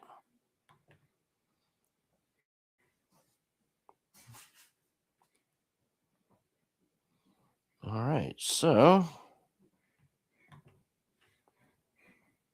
you're going to have 12 to 1 on that. That is nice, Steve. That's going to be 129 to 1 there. What do you want to? So 10 pays out $1,200, right? Yeah, 1,300. Wow, that's nice. All right. Let's see here. Next game on the board. Anything else with the Pats, Dave? Nope. I think you've got the angle there. All right, let's see here. The state of the union of the last time for your Washington Commanders, Dave. They were in Philadelphia, catching 4.5, over under 39.5. Do your boys show up today? I don't know, Steve. I mean, against the Eagles, second stringers. We know that. Yeah, so I still think the Eagles win. Really? Okay. Oh yeah, and that's just how it is, Steve. That's the year it's been, unfortunately. Let's call it what it is. It's been a major disappointment, but at the same time, Steve, it's hard when all the starters have gotten hurt. And I said that. I said if we go down, we're gonna have nobody to play behind them, and that's exactly what happened. Steve, I don't know. I mean, besides pride, you're lining up here for, I think, a 5 or a 6 in the draft order. And, for a team that can be, if they can be healthy next year, can still compete, I think that's an important pick. I really do. You want to get, there's a lot of a talent here in the draft. There's cornerback, safeties. There's, one of the guys from Ohio State who we're talking about in the secondary, trying to shore that up. So what are we going to get here? They're still going to be out there, Steve, but you know what? They played hard against Dallas a little bit. They did. They tried. Just go see what you can do, I guess, Steve. I would take the Commanders today, and I would take them to win on the all line, and maybe even win by a score or two. Because at the end of the day, I think they're just going to put their athletes out there and try to, Johnson, and I think McLaurin can actually have like a really good game today. Right. I think Debo could have a good game today. I don't have receive yards for him. I do have touchdowns listed, and I could be wrong. They could be falling flat on their face.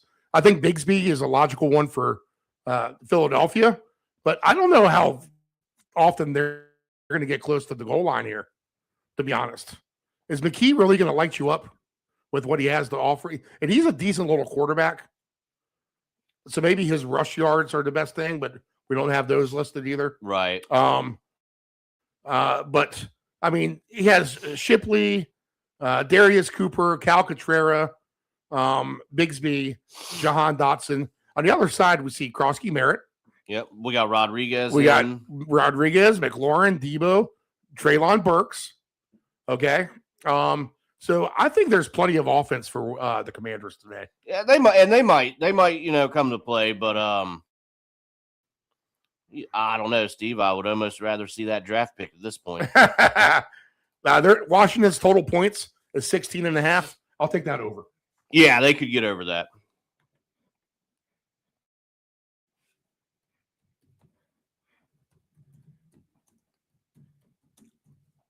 All right. That's all we got. All line, though. Let's see here. If they win by double digits, let's just see what the payout is.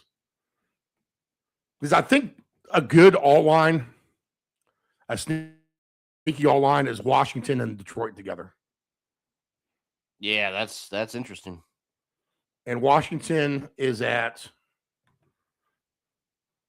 minus 12.5 is at plus 870. If I put them with Detroit, this is a later window game.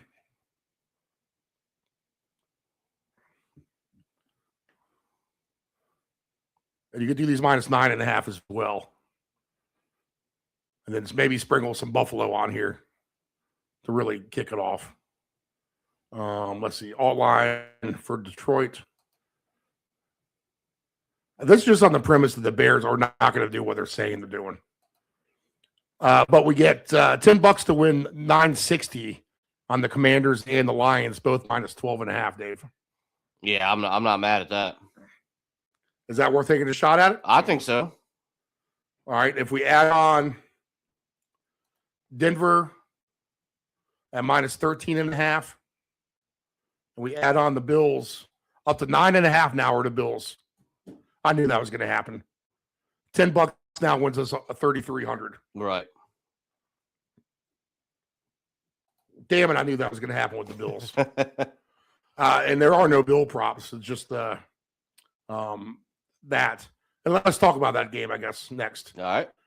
Bills minus 9.5, 37.5. So this is our biggest line jumper of the morning, probably because of me and my love for the Bills, which are my lock of the week. The big Steve lock of the week, minus 9.5. I can't remember who it was last week. Did I say San Fran over the Bears, maybe? I can't remember. And I don't think they covered. I think the Bears covered that line. So maybe that's another loss. Anyway, I'm floating above 500 still, close to 60%. Not exactly how I wanted to finish the season with the quote-unquote lock of the week. But we'll try to finish strong with the Bills here, minus 9.5. The Jets have zero interest in this game. Brees Hall's now out as well. They're not going to – what are they going to do? Right. It's not like the Bills have interest, but at least they have some second stringers who are decent. And Trubisky's and Ray Davis and company like that should be able to do their thing. So give me the Bills minus 9.5 here over the Jets. And if we put down $12,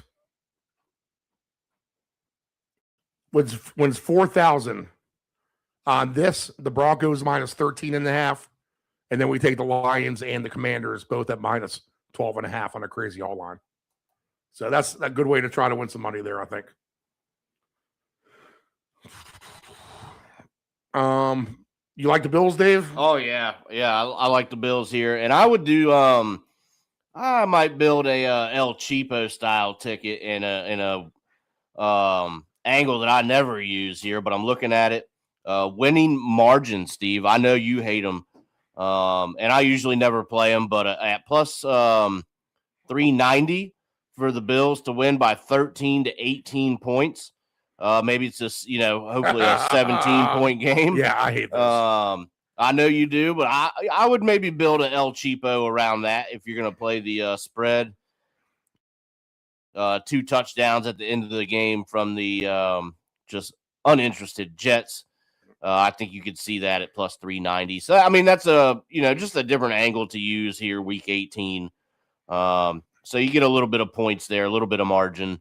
El Cheapo, we'll look at that off air, but I would maybe look at that as well. And I mentioned the 31-point scorers. You can find that because Dave just mentioned a band. If you go to scoring tab and you go to winning margin 5-point bands, if you scroll through, you'll see, for example, the Bills to win by 31 or more in this game is at 14-1. So that's where you would find what I was talking about earlier, teams to win by 31 or more. Just go to the bands or winning margin, parentheses, 5-point bands, and all that is under scoring. All right. Next game. We have the Rams and the Cardinals, and Garoppolo is not bad. And we know that the Rams are deep, at least. And I think the Cardinals are going to come out throwing because, like they always do. I think we can get to an over in this game. And the Cardinals team point over is at. Now, the Cardinals may have backed it in completely. But Brissett's playing for a job too, much like Cousins. The Cardinals at over 16.5. I'll take a look at that. Yeah, that's pretty low. And I wouldn't doubt if the Cardinals actually win this game. Doesn't matter for the Rams at this point. I wouldn't rule that out completely. Garoppolo, let's see. I do have Matthew Stafford listed. Interesting. They're not going to pull the reins on him. Now, are the Rams playing because the Niners lost? The Rams can get a little bit better seed. Is that what's going on? Yeah, it might be because I still see. So the Rams can go play at Tampa or Carolina if they win the game. I think so. Which is better than going to play at Philly or Chicago. Correct? Yeah, yep. So that's their motivation because I still see Kyron, Puka, and all those guys listed. Okay. I think this is an over game. And there's Mumpfield. Do we do it again? Mumford and Sons? Maybe. I just have 3 receivers listed. Nakua, Wilson, and McBride. Touchdown scorer props. Let's see. I mean, if it's fair game, obviously you take Puka, you throw some McBride in there. Wilson scores all the time. There's Blake Corum. He's banged up. Just kind of beware of that, you know. We might not see him as much. You might get more Ronnie Rivers in this game. I don't know. I'll still approach this with caution a little bit. But if the Rams' motivation is to play in warmer weather and not go to play in the cold, then I think that's worth it to them to try to get the ship right and win this game, right? Yeah, absolutely. I'm not going to lay the points with them, though. That's 14.5 is pretty steep. I would just lean with the over, 47.5. Yeah. Well, what's the Rams team total? The Rams team total is at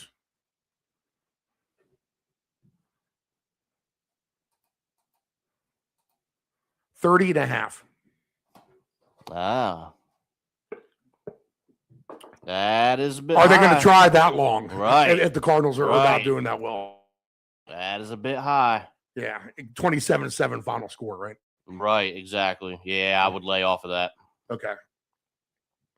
And we got one last game, Pittsburgh and the Ravens. No DK Metcalf. The Steelers, if they get in the playoffs, aren't really going to be upsetting, the apple cart, so to speak. They'll just be a piece of the puzzle.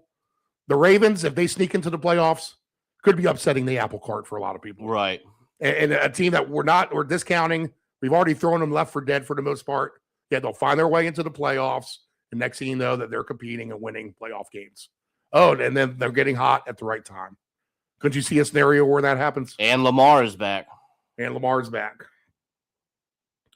Zay Flowers has to be the prime target. There's no Bateman today. 60.5 for him. Mark Andrews is 28.5. That seems low. Likely's 22.5. That seems low. Valdez Scantling, if he's going to be your number one target with Freiermuth, I think you're in trouble if you're the Steelers in this game. Give me the Ravens. Give me the Ravens to lay 3.5, and I think they can win this game somewhat convincingly, to be honest. I know these are usually close games. I don't know if Pittsburgh has the firepower, if the Ravens are able to click on all cylinders. Pittsburgh needs their defense to show up big time tonight. They really do. If they put up that effort offensively against the Browns, this will be a lot uglier than that. Oh, it'll be a long night for Steelers fans if what they get is the product from the Browns game. I couldn't agree more. Game of the night, right? Or game of the day. This is the one. This decides the division. So I like the call, Steve. I like the Ravens. I'm going to pull for them as my pops is a Ravens fan. So I got a little bit of interest there for him, hoping his team gets in. I do like him here. Give me likely. Give me likely for a touchdown and his yards. Yeah, yep. Plus 390. Likely's receiving alternate number because we can get him to 50 yards and get a great payout here. We'll get a good payout at 40. Is that plus 250? 50 yards is that plus 410. If you want him to get to 70 yards or something like that, plus 920. But I bet you he gets you 40. And probably not that he's thinking about it. He's probably thinking about the bigger picture of winning this game and getting in. But Derrick Henry does have incentive, and it's not much at all. I have it on that ticket, so I'll go through that ticket when we get to it. But it involves him for not many rushing yards at all. He should have that probably by halftime, and then 2 touchdowns, Steve. All right. Let's cue up our 2 touchdown sounder. That's the whole list of regular season games for 2025-26, Dave. How about that? How about it? The end of the Every road. regular season breakdown.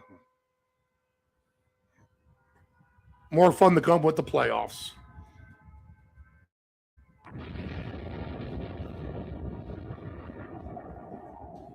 Johnny. 4 weeks. 20 papers, that's $2 plus tip. Gee, Johnny, I don't have a dime. Sorry. Didn't ask for a dime. $2. I give you 2.5 and a Rick Flair. It's a jungle out there.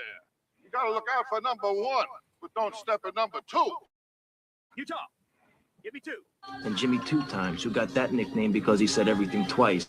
Like, I'm going to go get the papers, All right, Dave, give me your 2 touchdown guys for today. All right, 2 touchdowns. Last primary ticket of the year for the regular season. We went with 5 guys this time, Steve, instead of the usual 4. We're going to go with Bijan for 2, Tank Bigsby for 2, Kyle Monungai for 2, King Henry, Derrick Henry for 2 in the meaningful game of the day. And then we're going to round it off with Jamar Chase putting on a show for the hometown Bengals fans. All right, the last touchdown madness ticket of the season, regular season, we picked Bijan Robinson, Tyler Shuck, Samar J.P. Ryan, Riley Leonard, R.J. Harvey, Ramondre Stevenson, and 3 touchdowns thrown through the air for J.J. McCarthy. Since nothing was on the board, I like it. Minnesota-wise. Let me do a quick rewind, and let's see if we have anything on the board for Cowboys still. Nope. Who's the other team where we're missing big time on? Well, we had Jefferson stuff. Do we have touchdowns for those guys? We do now. No, we don't. No open touchdown markets for Minnesota still. Okay, so they really haven't updated anything that's not been on the board yet. Maybe some new lines crash right before kickoff. You'll just have to, if there's something that you like that you don't see, just kind of give it right until, I'll tell you what, if you don't see it 5 minutes before kickoff, I don't think you're going to see it Right. at all. So they'll do that to you. I remember that feeling last year on a few things, the last couple of years. So team-wise, point-wise, maybe the best angle to go instead of the spreads or instead of the props. All right, so best plays. I guess I got to give you a primary 2 touchdown ticket, right? I gave you the madness. If I'm going to take another ticket, Drake, give me a wide receiver diva ticket. Give me Drake May. Give me T. Higgins. Give me Brian Thomas Jr. Give me St. Brown. And go ahead and give me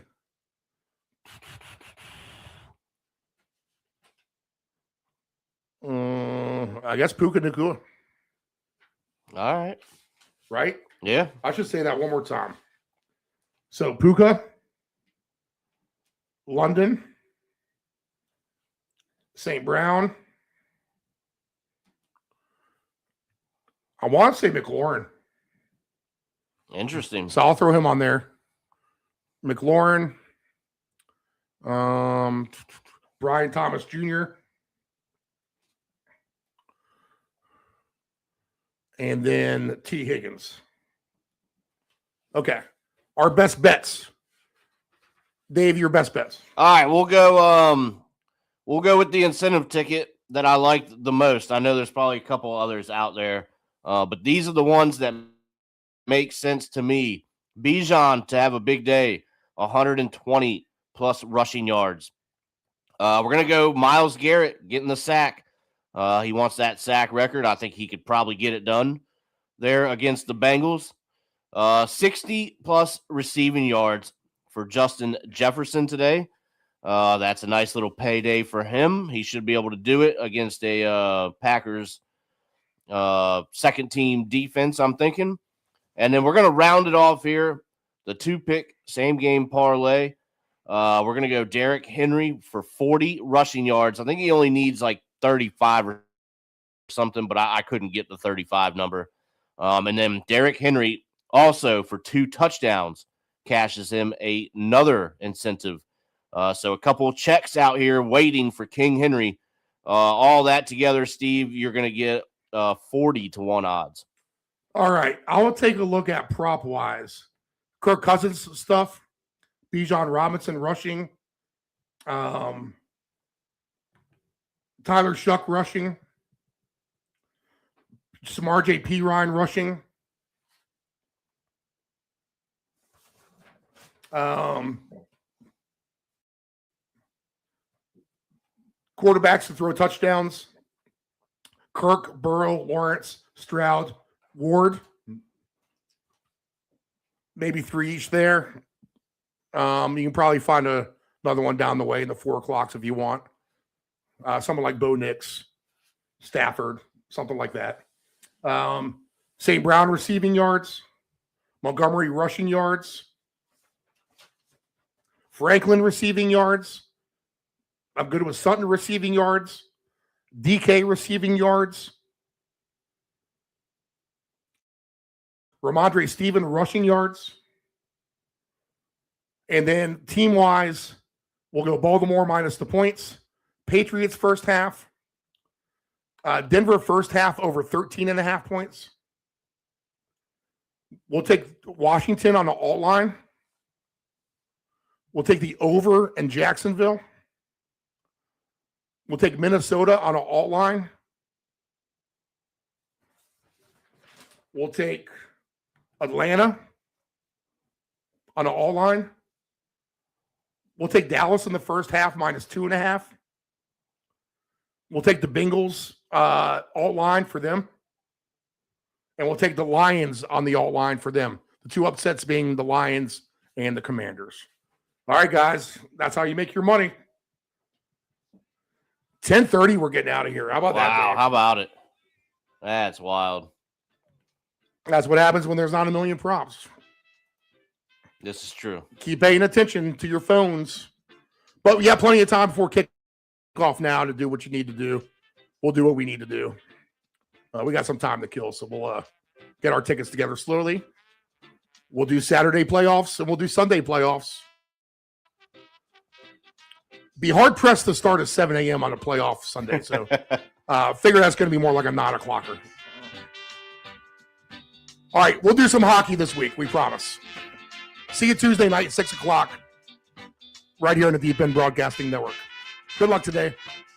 Thanks, Dave, for everything this year. Oh, thank you.